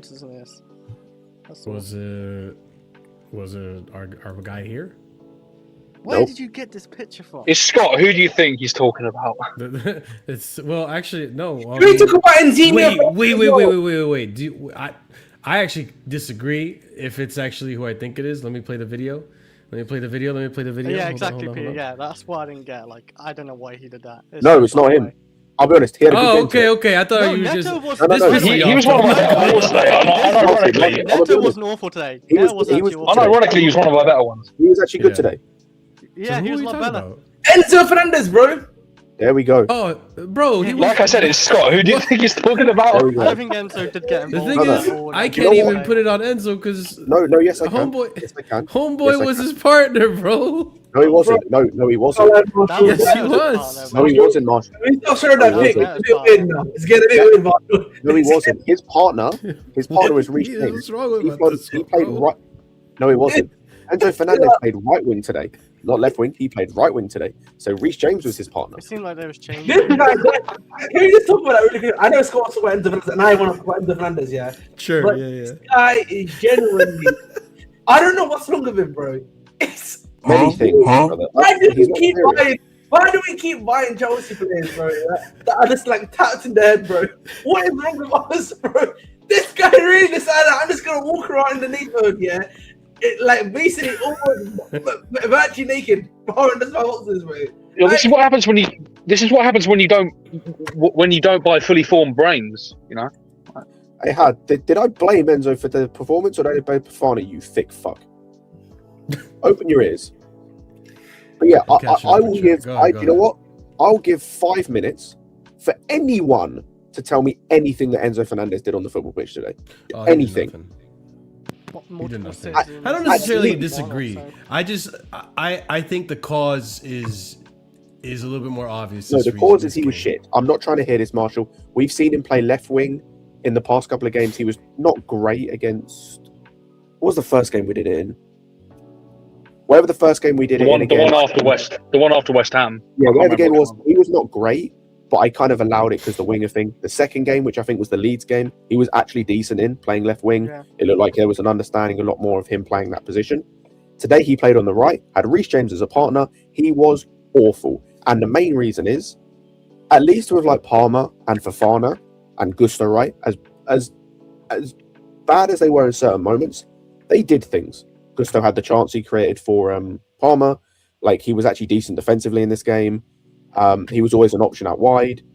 Like, Fofana was decent defensively. His passing sucked, but he was decent defensively until the red card. Palmer was like creating stuff and whatnot, and like he was getting in opportunities to score. Right, he might not have like scored, but he was getting in opportunities. The one thing we can rely on Enzo Fernandez is the getting in opportunities and being a box crasher. He didn't even do that today. He did literally nothing. Like, nothing. He was nothing. He was a ghost. He might as well have not played.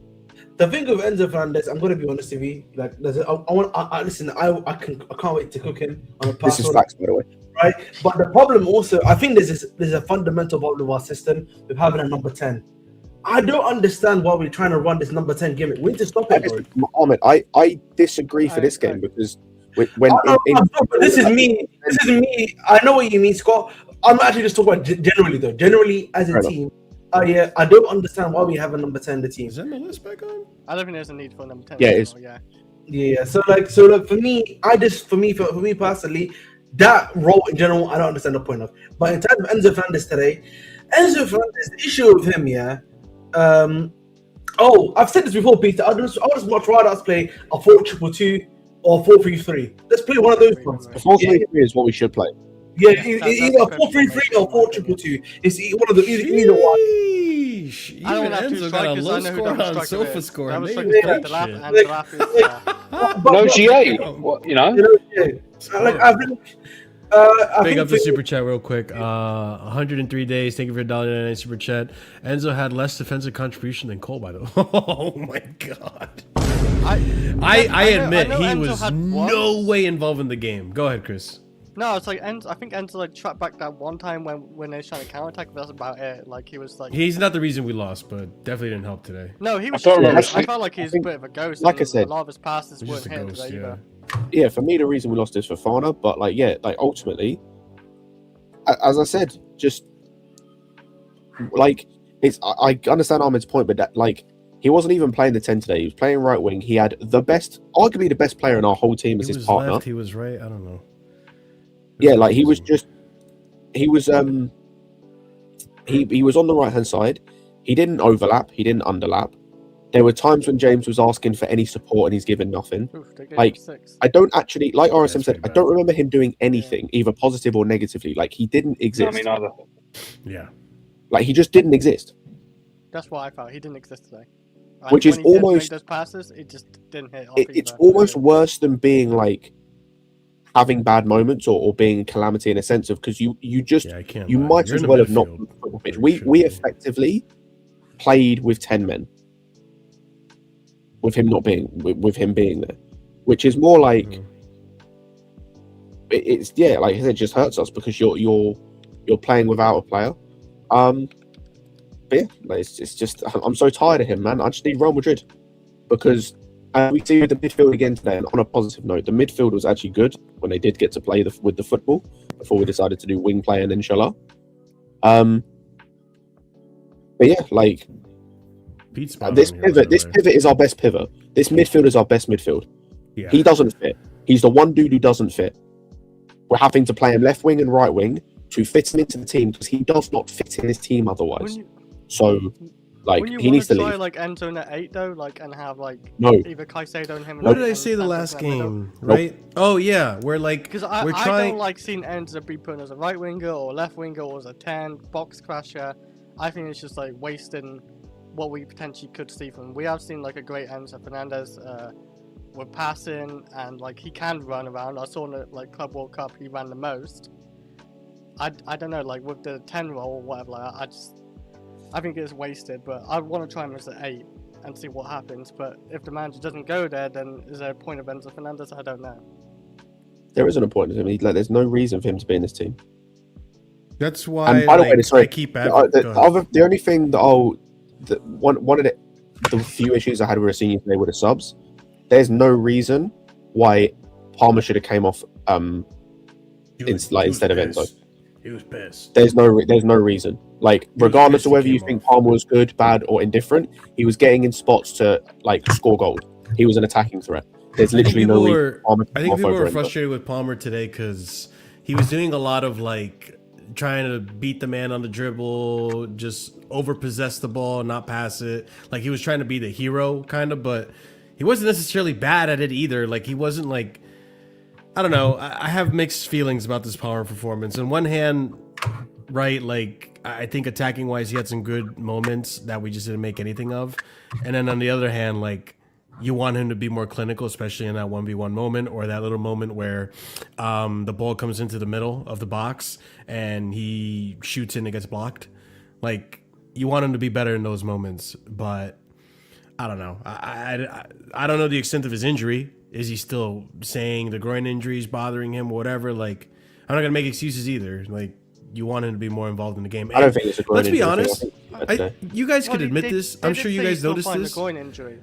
Maybe, Chris, but at the same time, like, he had the groin injury against PSG, and he was fantastic. And he has the groin injury, if you want to say the groin injury against today. I mean, you guys saw that Burnley team? You can have your standout games being injured. Look at sure, but it's Burnley, Chris. Marshall, I think we're past the point with the injury thing or the groin. It's not a groin issue because like there's things he's doing in the game, and like I said, I don't think he had a terrible game, but there's things he's doing in the game where like you wouldn't be able to do that with ease if you had a groin injury, right? Like it would be uncomfortable for you. You wouldn't be moving as well. So he looks more agile today. He is no trouble moving about, getting about the pitch. Like even with the running behind that he like kind of messes up on, he'd have trouble doing that if he had the issue with the groin. I don't think there's like. I'm not saying it's gone away, but I'm saying that I think he's managing it. Yeah, I think it's on its way to being healed. Yeah. Like I said, I just think that the moments he had that were poor. You know, like I'm not going to take away the misses from him. Outside of that, I thought he was decent. Like in terms of his actual build-up play, getting involved with the team and whatnot, creating space and linking up with João Pedro, who was again fantastic today. Don't know why he came off the football pitch for Delap, who can't hold up a fucking piece of paper. No, I'm also baffled by that. Like, I was surprised Cole came off because Cole looked, like you were saying, he looked nimble, he looked agile. He didn't look like he was held back by a groin injury. But if you want to sit here, Chris, and say it's a groin injury as you leave, then sure, we could say that. But even then, he still had a groin injury in some of his best games, and we didn't have an excuse, or we didn't say that, like, oh, he scored a hat trick against Wolves with a groin injury. No one was touting about that. So we got to do the same energy here when we're evaluating this game. And this is against Burnley, which I'm sorry, guys. We watched that Burnley game. It was a shit game because not only were we shit, Burnley were also fucking shit. These guys could not string together more than 3 passes in a row. They were horrible today. And we lost to that. And it's because, Marshall, I think some of it does come down to the way we built up in systems because... And this isn't a thing on Rossini because we saw the issues Maresca had, and it's kind of just we've just kind of gone the same route. But I don't know what this need is to play down the wings when we know our wingers are not great, and especially when one of them is Enzo Fernandez today. I don't see the need to just stop building up play because for 20 minutes we were building through the midfield. You know, Caicedo and Santos were seeing a lot of the ball. Same with Palmer, same with João Pedro, and all of a sudden that kind of died. To play wing play and Inshallah for no reason for 25 minutes. And then the first 20 minutes of the second half, again, it was a bit better. And then we went back to wing play and Inshallah. And it's like we were doing that. Then you had You could switch to horizontal. You just got to find the other There is another stream on horizontal. But yeah, so I think, we just have issues building in midfield. There was the slow play again where you've got people, Enzo, want to take 3-4 touches on a football. Like the chances we create today, like the João Pedro goal, the Palmer chance, there was a couple of others. It comes from fast play, 1-2 touches. Exactly. Through the middle, like you were saying. Through the middle. This pass, by the way. Oh, brilliant. It's such a great pass. And I'm so happy we actually finished this so we can actually remember this pass. Only the real ones remember all the passes that Reece James had and got robbed of. We don't have to remember this in that same tragedy. It's actually a goal. So, but yeah, like it was such a brilliant pass. But like Scott was saying, like this is the one thing that I remember we talked about, right? Like the best way to beat a low block is to beat them in transition. Soak up, whatever, catch them on a counterattack, be quick. And unfortunately, like we just weren't doing this enough. We really weren't. You got to hit them before they settle. Part of the problem is, right, like look at the position that Neto finds himself in, and also, but then there's not even a pass here to go to. Like Enzo Fernandez should be here, or on the other side of it. Like, no, but the thing is, he shouldn't. Like the other thing that's good about this is then what Neto does afterwards, because we've seen too many times with some of our wingers. Neto's guilty of this in the past. Garnacho as well. They'll take a touch, then put the ball in, and then the defender can get back. This is a first time ball across. So there's absolutely no chance for the defenders. It's perfectly placed. It's perfectly weighted right into the path of João Pedro so he can finish. That's how you break down these teams. That's how you create these chances. It was the same with the other chance. It's nice build-up play, 1-2 quick play with 1-2 touches between Neto and Gusto. It's Gusto first time with his left foot. We'll get to talking about we'll get to talking about. So did Gusto get the assist for the first goal? No, this is the Palmer chance. Oh, sorry, my apologies. You get that moment, and obviously Palmer should finish. But when you have moments where you're just like, it's like 2 touches on the football, 3 touches on the football. There was a moment Enzo had in the first half where he takes that shot and it goes over the bar. If he scans and sees Reece James on a weak foot, like if he scans, which he should be doing anyway as a midfielder, and sees Reece James to the right, or I think there may have been a defender in the way. There's a way he can position that to get the pass out, either 1 or 2 touch to Reece. We have another chance. But no, he takes a touch inside. That's a dead touch. He hasn't scanned. He has to take a second touch. Then his third touch is that shot over the bar. It's like, it needs to be quicker. I don't even hate him too much for the shot because the shot was close. I want to make this point. I want to make a quick point that RSM talking about Caicedo just as in Kaka, though they tell me shake my head. Listen, congratulations for Caicedo for finally doing a job that he's meant to be doing as a football player. Great credit to him. He already did it against Burnley, the 19th team in the league right now. Credit where credit is due. Can you do that in a rainy night against Arsenal next week? That's what we're going to be asking. I mean, on the bright side, I will say this, right? Because there are some positives about this game. One, João Pedro is still getting more GNA. So I hope he continues this into the next, 3 games, right? Oh my God. What a comment. What do you mean by that? What do you mean by that? Yo, Coco, man. Coco, I'm giving you 5 minutes for that. I'm giving you 5 minutes for that. Ahmed. I can't even lie to you. You get a 5 minutes. Ahmed. I can't confirm or deny, Ahmed. I'm just saying. Ahmed, we need to speak on it. Today was my dream game, my first trophy, man of the match, two goals. The gaffer is very good. But on to João Pedro. Listen, this guy, as long as he's fit, I think we have something decent going on in the attack. It really sucks that Esteval got hurt.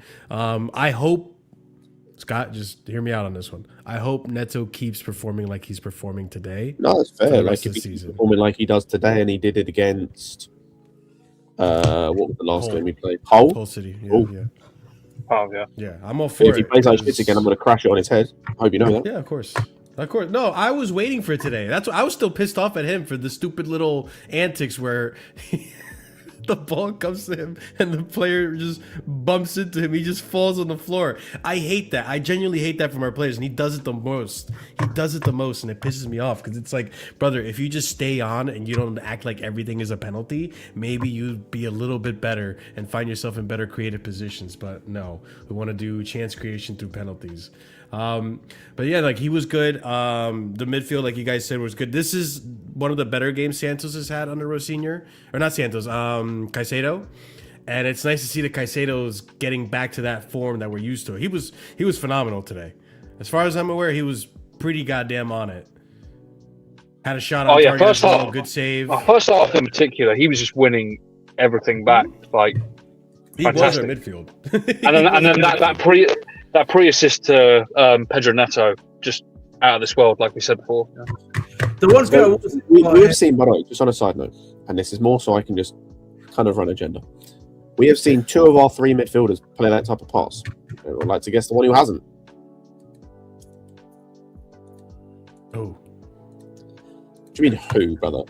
You have an issue with Argentinians, Scott. Oh, yes, that's true. No, midfield, Marshall. Midfielders. Oh, Enzo. All right.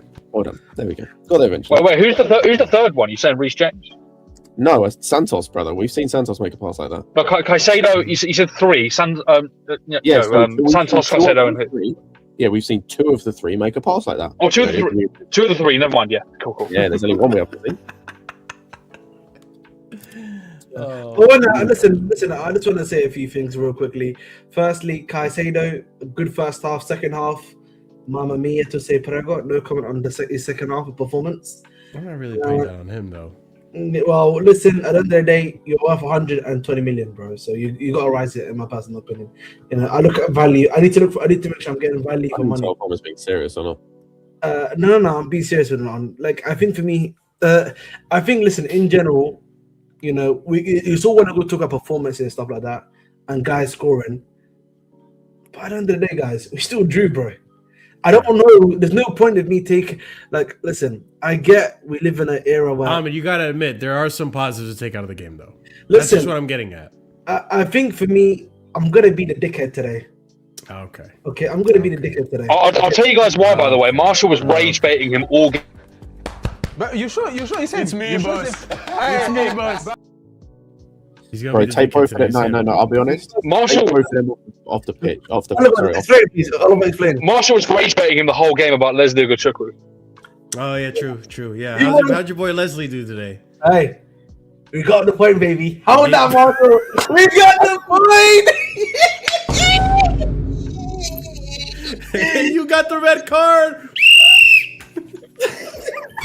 For shamelessness, bro. Oh.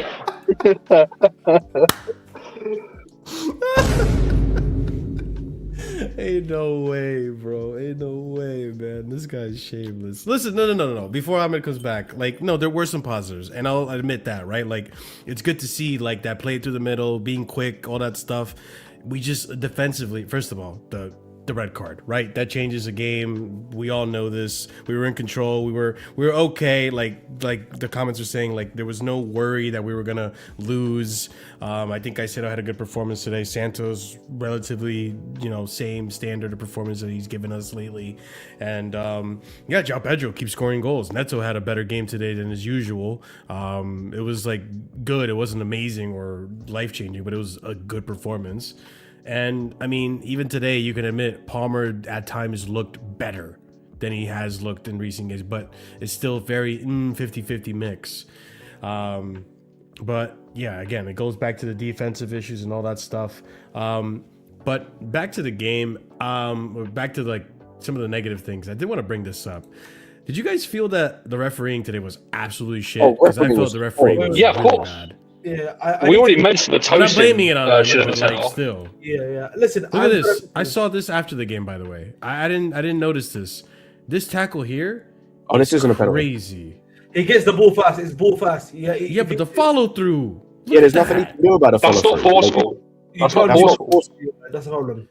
I've seen this given before. That's the part that. No, but when it's high, it's not a penalty. That looks pretty high to me, man. Right. I was just gonna make listen. I was gonna make a point quickly here about me being the dickhead here, and I need to be the dickhead because, guys, it's all well and good being positive, being and taking stuff from the game. But the reality is, guys, the reality is that we are still in the same predicament that we've been in games like these, but we've ended it still 1-1 or like 0-0 or 2-2.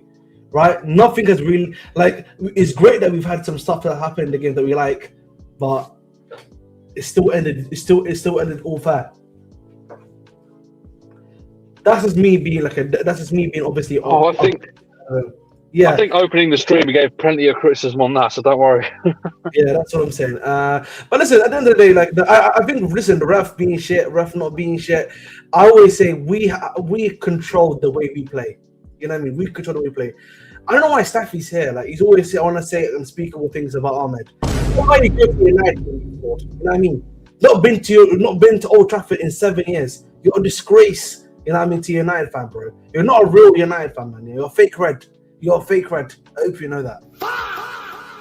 Let me just say on the referee thing, by the way, like if anyone wants to use that as an excuse, we mentioned before that Tosin easily could have been sent off for his challenge. On the balance of things, being down to 9 men and the way we were defending corners, we should have lost the game today.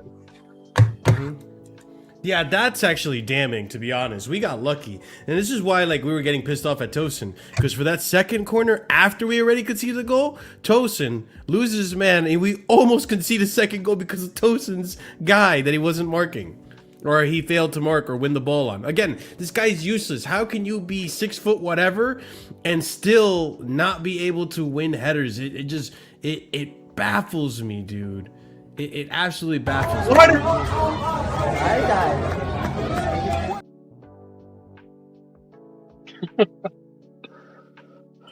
Sorry, I was muted. When you win a header, I'm gonna clap you like Cole Palmer was clapping you right there, bro. No, I was gonna make the point here.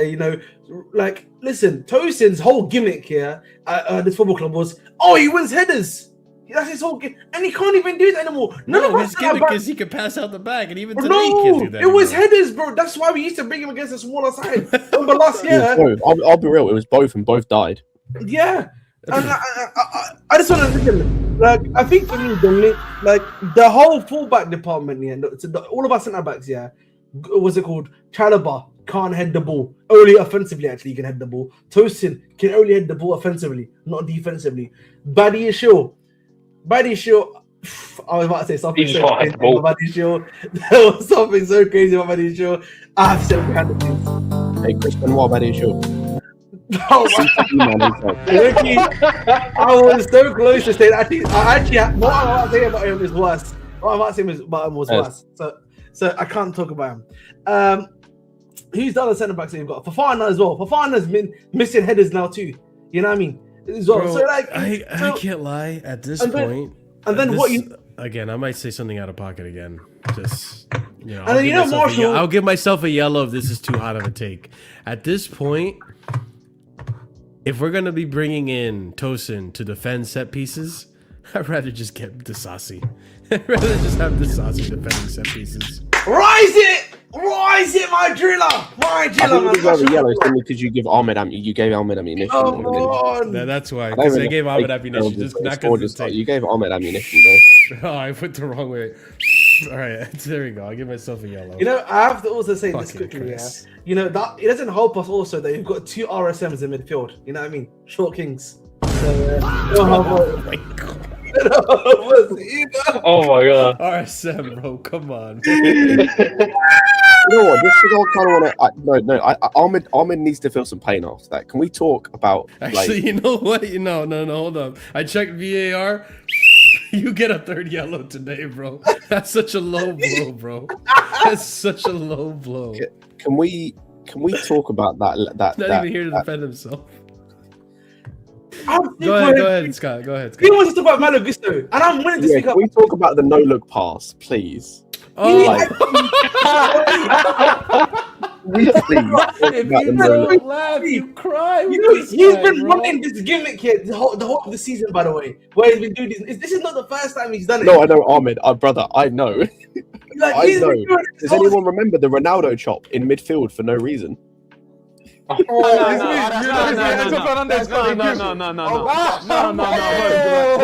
my god. No. Like it was making. I don't know why he legit, low-key, he legit is trying to aura farm. I don't need. This Club World Cup gave too many players self-esteem. Honestly. No. Do you know what it is? It didn't, bro. That picture every time you show it gets worse and worse out of context, bro. I don't think you understand. No cap, it actually keeps getting worse and no context. I don't understand. But like the worst bit is like with this whole Gusto thing is I think this just proves an argument that I've had, and I said it on Lewis's channel earlier. When it comes to certain, and this is why, by the way, I'll never subscribe to like Garnacho ever being good and certain other players ever being good, because there are certain fundamentals you cannot teach players. You cannot teach IQ. You can't teach IQ. You can't. This doesn't do it justice, by the way. Sorry. Find the clip that's side on, and you fully see him do the whole look away as he does it. It's the close up. Right, it's this one. Oh my god.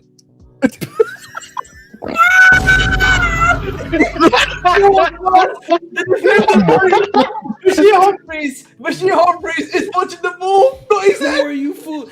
No, but actually, when you look at it, it's like the point of the no-look pass is so you think that he's gonna pass it there, but you're actually there's no one here, bro. Who are you fooling? Who does he think he is? Oliver, this is what I'm saying. He's got this problem. Neto's got this problem. Like Garnacho, brother. Like this is why ultimately I'm not going to rate this guy anymore. This guy needs to go. This guy needs to be sold because, of course, like you can't teach someone in this position to not do this. Like this is unteachable. This is common sense. Like this is just common sense. I can't not teach you to be an idiot in this situation. And no look pass across. This comment basically saying he was looking at God for the pass, but passed it to he was passing to God, bro. This thing about Gusto is a point that I made on Lewis's channel earlier, but I want to make later about like the whole model and everything. But I'll touch on that later. But yeah, just bro, this whole thing with this clip. My guy thinks he's Firmino, by the way. He actually thinks he's Bobby Firmino. But this is, by the way, I got so pissed off when this didn't get through. By the way, I was like, but I was gonna say this. Unfortunately, this as much as we're laughing about it, on a serious note, this and the Fofana thing and other moments, like these are the type of characters we have in this team that we are dealing with. We have some of the most unserious players when it comes to mentality in world football. Like, how in the fuck are you telling me that our left back, who's a right back, our fullback is no looking across? How are you telling me that Fofana is like laughing after getting a red card? Bro, the whole of it, man. The man. How do we have these guys in our team, bro? If we had these guys in our team under Terry and Lampard and these guys, they'd have been kicked out of the locker room mid-start. Yeah, like bro, these guys would have had like full on shit in their bags, bro. Someone would have crapped in their bags. And this is why whenever this club comes out with a brief again about we didn't sign this player because of mentality issues or attitude problems, let's never listen to that ever again, please. Yeah, listen. I'm gonna be honest. The club right now, I actually want us to not get top 4. I'm gonna be negative for the first time this year. I actually think it might be a net positive for us to not get Europe. I will never say let us get relegated. I will never say let us lose, but to not get Europe might be a positive in disguise, generally speaking. I don't think it matters. I actually think financially it does. It matters financially, but in terms of the strategy, the strategy was what it was when we were 12th. It was what it was when we were 6th. It was what it was when we were 4th. Even though they said they promised us that it would get better, no, it didn't. It doesn't matter. But the thing is, Oliver, like I think from Amit's perspective, you remember the last stream we talked about? There's rumors going around that Win Stanley and Lawrence Stewart are under pressure because some of these players haven't been performing. From who? I forget who we read. There was just rumors that there was a tweet that apparently they're under pressure, which is the whole women's thing, right? They're not making money, and that's where we talked about it. But and it could be completely false, but I think where Ahmed's coming from is that if we fail to make Champions League, and that eventually, if you're the owner, it's going to hit you financially, it could potentially lead to actual things happening where maybe the directors get sacked.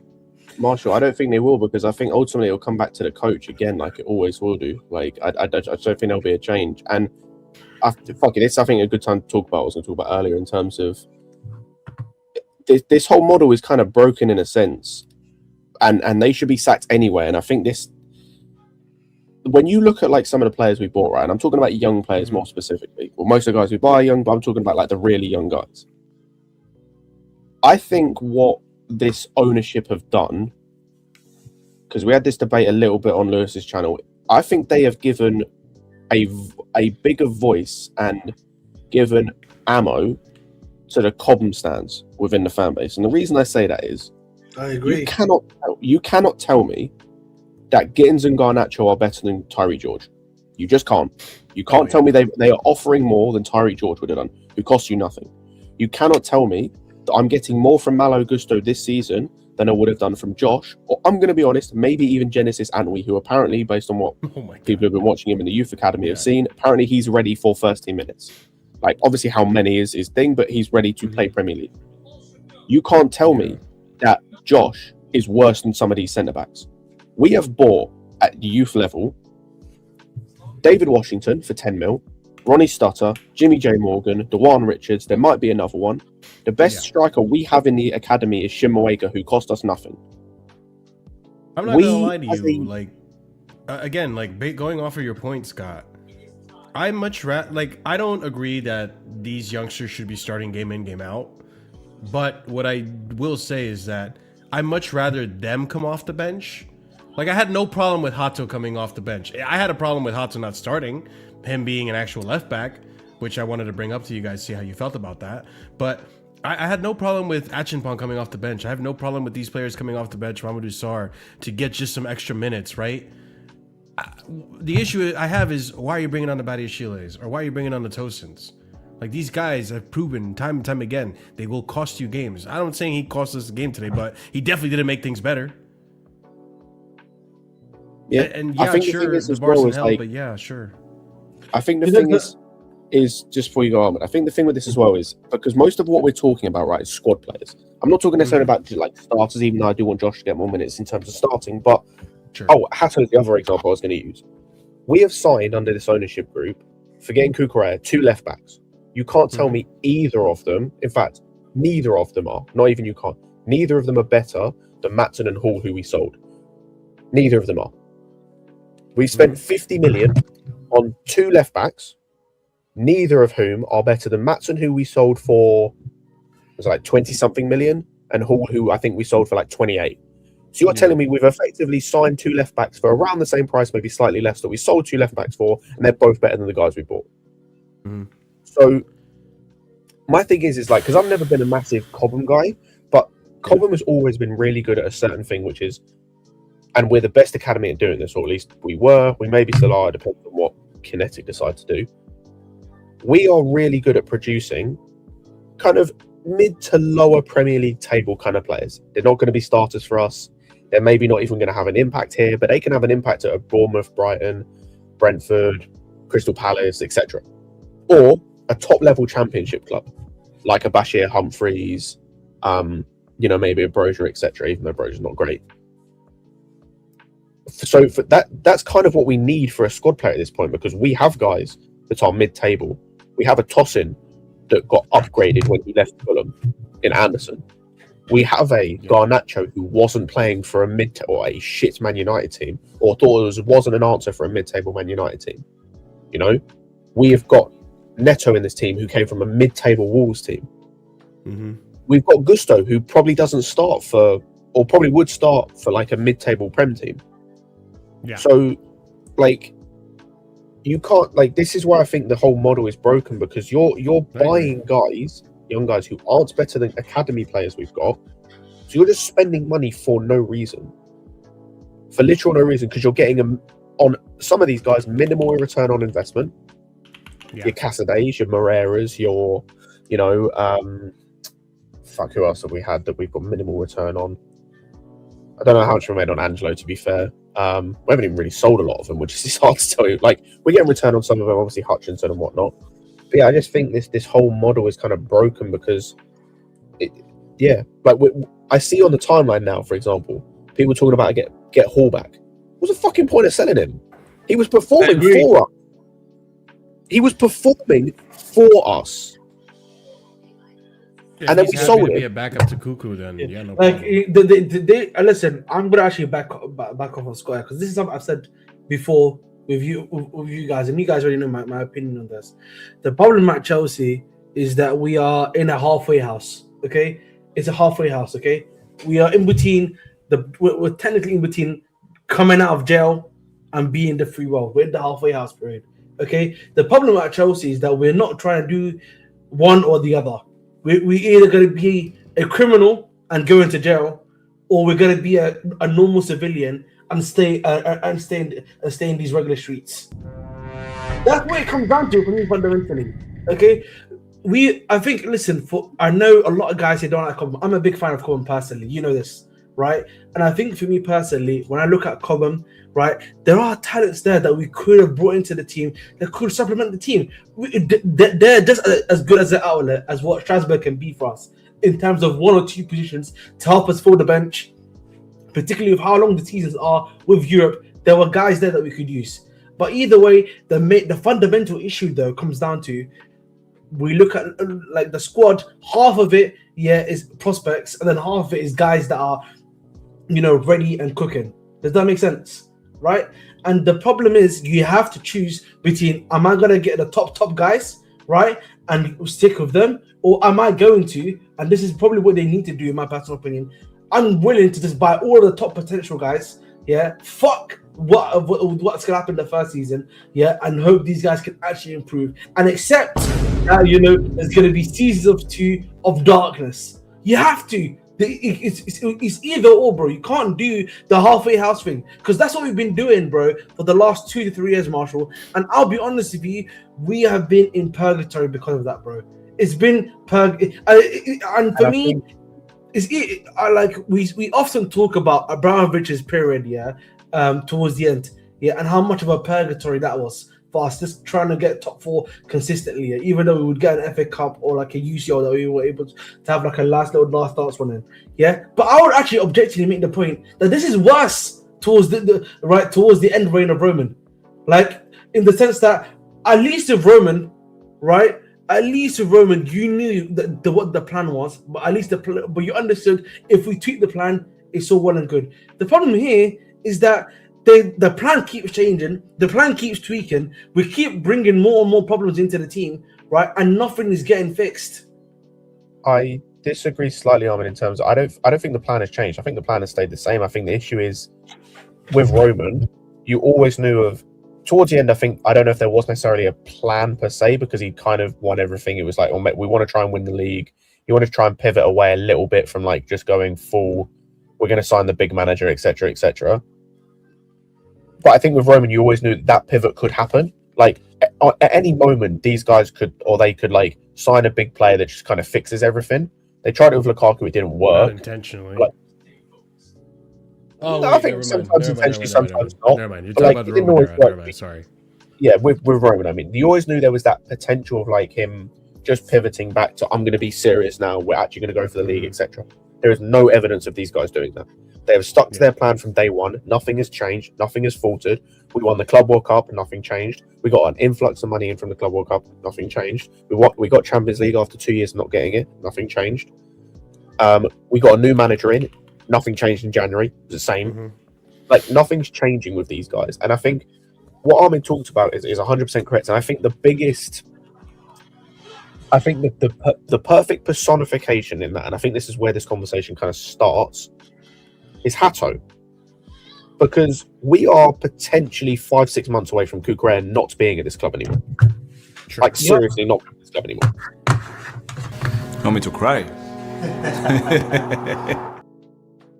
I wasn't expecting that. But we know, apparently, according to how these guys operate, we sell when they get to 2 years if we don't think they're going to either we don't want to re-sign them or they don't think we're going to re-sign, whatever. That hits you them and in the want summer. me to cry, man. I think So we're 5-6 months. Cry. Hey, are we? no, Reece James. By the way, Marshall, it's March, and a certain Reece the Beach James, I ain't had no deal for him too. I'm just saying. Want me to cry? Which of these attributes? I know, I took it personal. I'm being serious. That's one of those ones where like they need to get that signed, and I do think they maybe get that signed because that would be cataclysmic. Marshall, we saw the briefs, though, did we not? Did everyone see the briefs? The thing I'm is, not yeah, like, there was genuine rumors. I'm not even run game, bro. I'm being serious when I say this here. Days, man, when they wanted to sign Reece James, bro, they came out and said, we're trying to sign Reece James. We're locking you up right now. I have barely had a peep, a squeal, or anything of the matter to say the club is actually looking to try and sign. I'll be honest with you, Scott. I hear you. I have a bad feeling. I tweeted this yesterday. I have a really bad feeling in my stomach that we're gonna fuck up this Reece James deal, and I think it's gonna come down to if we make top 4, we get into UCL, how those Marshall, wages changes. No, Marshall, I hear you. Luckily, their 2-year thing helps us in the sense of you still have 2 years in the summer. You cannot fuck this up. I'm like, this would the be. Thing is, though, like Marshall, this would be the single biggest failure. This would be cataclysmically bad as a football club if you let Reece James leave. There will be riots. Like, this is just it. Listen, I said that last time, and there was barely a protest. There's surely the match-going fans will lose their shit if Reece James isn't at Chelsea after 2028. And here's the thing that I think is going to happen. This is the gut feeling I have, and I hope it doesn't happen. It might not happen, but I have a feeling if we fail to make top 4 and we have to start making cuts because of saving money here and, we can't give you these wages, we gotta, stick to FFP and all this bullshit. If they present Reece with a contract that is nearly insulting to the level of caliber that of a player like him deserves, and listen, Reece will probably fight to stay at Chelsea. He is like proper Chelsea. Like, he through and through, he will want to stay at Chelsea no matter what. But to a certain extent, too, he will not be disrespected. And so I have a feeling these owners will do some stupid shit. Just bear in mind during this discussion that Reece James is not on a salary incentive contract. He signed that before that stuff came in. That scares me too. I still think I don't think Reece James is the one to worry about. I still think he signs. I do think there's a chance that Cucurella does leave. And my point with that was let's say he leaves in like July. That would be 5 months. Are we at a point where we feel comfortable with Hato? Obviously, we still got those 5 months. We feel comfortable Hato stepping into his position next season. Absolutely not. Can you ask that again? Anyone else? Scott? Sorry. No. Of course I'm not. Of course I'm not. So Marshall, if Cucurella were to be sold, are we comfortable with Hato filling the role? Are we comfortable him stepping in next season being the starter? Not quite. Cool. No. Listen. And I think the manager isn't even. Play Gusto today. I think this is ultimately, and some of this is on the manager, but some of this is on the fact of you signed a guy who stylistically isn't going to play the same, especially now you've changed manager. So yes, you have a guy who you have 5 months potentially, or 4 months really, with like the end of the season. You have 4 months to mold this guy to the point where he can be your starter and replace Cucurella. Mm-hmm. He needs to play games. He's not playing games. He's not even playing games ahead of Malo Gusto currently because he's not comfortable doing this stuff going forward. Say again? How'd you feel about that, by the way? That was stupid. That was the only thing I disliked massively about the lineup. Everything else I was fine with. But yeah, that's not good. Mm-hmm. I don't trust these guys to go and get a replacement. We've already said that. We're going to go sign another 18-year-old. We'll probably sign Barco. Which is what makes me nervous about... Because the thing what Ahmed's saying, right, was like, we got to rebuild and go through dark days again. Brother, if we have to go through Poch again, or not even Poch, worse than Poch, if we have to go through Graham Potter again, I don't even know if we could do it for 1 season. If we have to go through that for 2 seasons, maybe 3, the problem I have is that I don't know if these directors can even redo what they did. The thing is, I think they stumbled upon this team that, I'll be so real, Ahmed, like, and I hate to say this, like, I rather just kind of be in this limbo and maybe stumble upon a solution, or maybe drop down a bit, then completely blow it up to smithereens, go back down to 10th, 11th, maybe even go the path that Tottenham are going in, and maybe not even come back from it. Because we can't guarantee that if they go back down to 10th, we're going to come back up. Can I be honest, Marshall? Sometimes, not with this recruitment, at least. Sometimes in life, Marshall, it's better to accept an inevitable, yeah? And what I mean by that, well, that'd be a positive negative, right? The problem, I don't know, I was going to use another crazy example here. I have to chill out, Ahmed. There's also this, by the way. Yeah, I think for me, yeah, I'm going to use it like this, yeah? Again, we need another prop here. British Nation prop is going to come out again, okay? Oh, Jesus Christ. All right, we need to bring out the prop. Where's my prop here? Okay. Oh yes, I'm gonna use my infamous balls example here. Pause. Okay, right now at Chelsea, I said pause. Yeah, right now at Chelsea. What's an infamous? Yes, I've said this before because I've used this a couple of times before. Right now, guys, yeah, we've got 2 things right now. Yeah, we've got 2 things right now. Okay, we've got the positive situation going on here, which is the thing that we're in, right? And then you've got the negative situation that we're in. Okay, and essentially, we are right now in between these 2 things. All right, we're in between these 2 things. The problem being in limbo, okay, is that limbo means, bro, it's the same outcome again. Nothing is changing, and sometimes being in limbo is potentially worse because what does limbo leads to? What? Stagnation, right? And the problem is, guys, stagnation is the worst thing to happen to your football club. You know why? Because if you stagnate for so long, you can't go up, bro. You can't even go up from there if you stagnate too long and continue. You can't go down, though. Yeah. No, actually, you can go down because the problem is if you continue to stagnate, if you continue to do all this stuff, yeah, eventually, bro, there's guys around you. There's guys around you that eventually are not going to be stagnating any longer. That's what's happening to Spurs. Look at Spurs. Objectively speaking, that's what's happening to Spurs, by the way. Spurs stagnated and declined, right? For stagnated for so long. I think part of the Spurs problem is the recruitment, though, which is our problem. Yeah, but which is also our problem, Marshall. That's what. Yeah. This is what I'm coming back to. We will stagnate in terms of you may remain the same position. We may go up and down a place or 2, but the guys that we still bring in will essentially, be roughly in and around about the same level of what you're bringing, what you're getting out. That's the issue. But either way, I'll tell you what. The thing is, before Oliver goes, the thing is, though, like, I'm not opposed to rebuilding from scratch. Like, I'm not afraid to go through that pain again. It's these directors that I would have to go through it with. If we had, remind me the name of the guy from PSG, the director.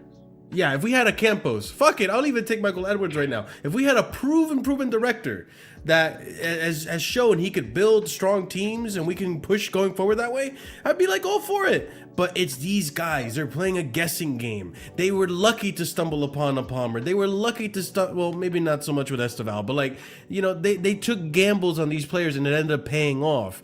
You know, they paid a good amount of money for Enzo Fernandez, who hasn't really been good this season. Paid a good amount of money for Caicedo. He's been great. Look at the amount of money we paid for Romeo Lavia. He's been unavailable. Like, it's just like, we take too many gambles. We take too many risks and inconsistencies and very stupid risks with this team and these directors. And I worry that if we have to go all the way down to the pits of fucking road to 40 points once again, bro, we might not even hit those 40 points with these fucking directors. I understand that, Marshall. But the reality is, that's what we need, bro. Right now, let's say we've got a tumor. Okay, we've got a tumor right now. Okay, the reality is we need to cut the tumor, bro, where it is right now. Okay, because the one thing you do not want with cancer is for it to metastasize, bro. All right, because then it becomes incurable. Right now, we are in a curable situation where we can cut it. We can at least reset somewhat. The level of reset we need to do right now, Marshall, in maybe 3 to 4 years' time will not be as bad. That's what you need to think about, bro. Right now, the level of rebuild you probably need to do right now for the team and the guys you need to keep, it's not going to be as bad. Objectively speaking, no. What are you saying, Oliver? I was just going to say, I really like the Spurs analogy we gave there, and I'm going to put my own spin on it because I think the whole thing that's happened with Spurs recently is one side of a coin when it comes to like where the direction of the club's going if we continue like this. So the first side of the coin is what you said, Marshall. If we don't make Champions League and our finances force us into sales of top players like Reece James and Kukurea or even Colwell, maybe, that's part A. Part B is what happened to Spurs when they didn't win anything for too long, and then their best player, Harry Kane, said, "All right, I'm out of here." And then they have been on a downhill ever since then. Yeah, and I don't want that to happen, and we're getting close there with Spurs, right? Like it's getting comparable where the recruitment. Marshall, this is why. Marshall, this is why I said on one of the last Casually Chelsea shows that with Postecoglou's comments on the overlap, if you remove the context that he's talking about Tottenham Hotspur, he could have been talking about Chelsea word for word with those quotes. We're not wrong. Not wrong at all. That's genuinely true. Like, it just sounds. I heard it and I was like, God damn it, this sounds awfully like Chelsea, and I fucking hate everything about that. And it's a lot to do with the way we've built this team. I mean, literally, what you were talking about risks and whatnot, and we're spending lots of money. 70 million on Solanke? That's a risk. He wasn't proven at this level. He had one good season, and then 3 17-year-olds or 18-year-olds, whatever they were. There are 3. The teenagers. I mean, Archie Gray, Bergvall, and who was the other one? Odebert, yeah. It's just, it's...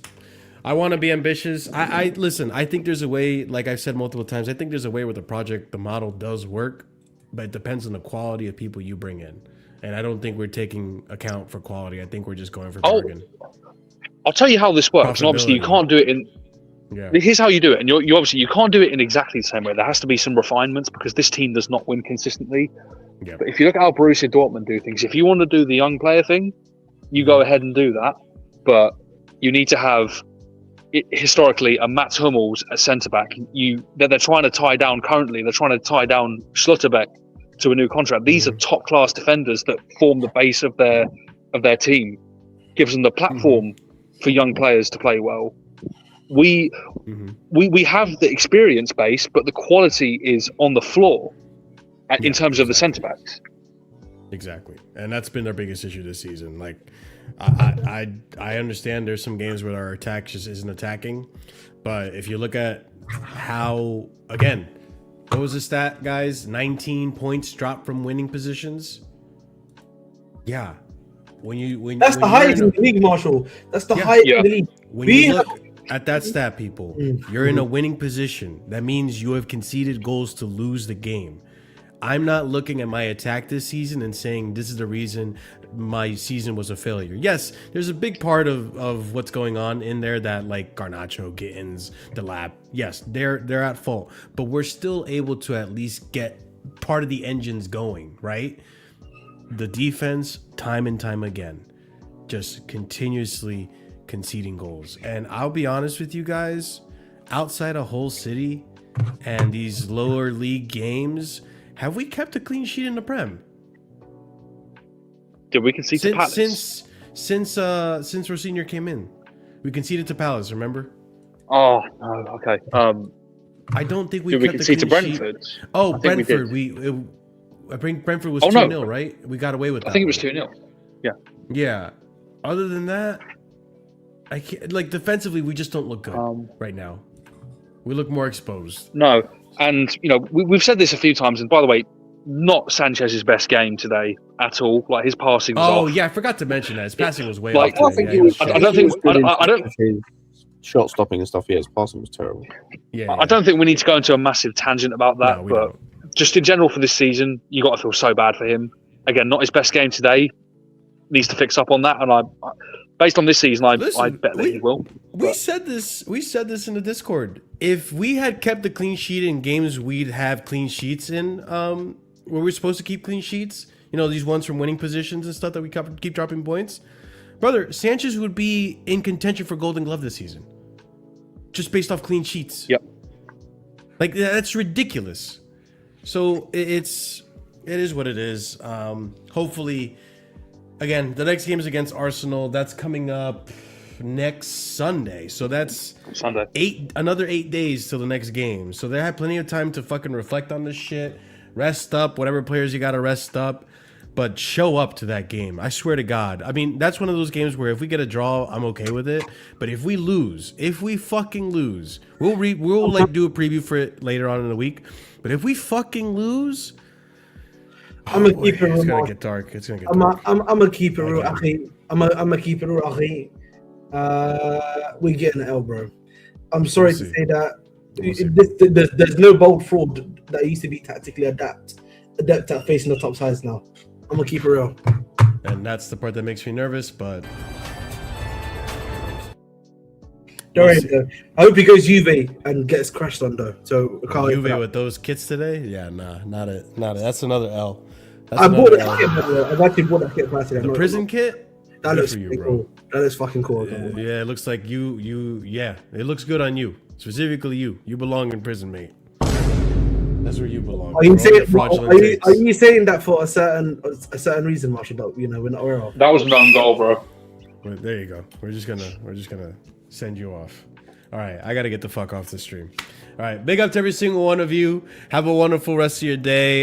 If you haven't already done so, smash up the like. It helps out tremendously on the channel. Be sure to also subscribe to the channel if you're new. We're trying to get to 5K subscribers, so if you could help us towards that goal, I'd really appreciate it. We've been growing pretty generously over the last few weeks, so appreciate it if we can keep the momentum going on like Chelsea people, and yeah, I'll be pretty happy. And memberships, there's 4 different tiers starting at 99p. If you are a proper casual and higher tier member, you get a shout out at the end of every show, and that's going to go out to Landry, Sadiq, A. Soliman, EE, and Adrian. Big up to you guys. We're going to be back again tomorrow for the Casually Chelsea show. Plenty of cool stuff to talk about, AI sponsors and all that shit, exactly what Arson's mentioning here. We'll talk about all of it tomorrow. But yeah, guys, we're gonna raid out to our boy Sarcasm City. I think he's talking about the City result right now, so go ahead, copy and paste the raid message, let him know where you're coming from, and we'll see you again tomorrow. Stay casual as always. Have a wonderful night, guys. Oh, and I have a special message for you guys. I have a good ending. I've been looking for this video for forever. Big up Kun Aguero. And you know what? This ending makes sense. This ending makes sense. It'll make everyone. Good night, guys. Pajita and sleep. Jerk off? Oh, but he didn't sleep. Yeah, and sleep.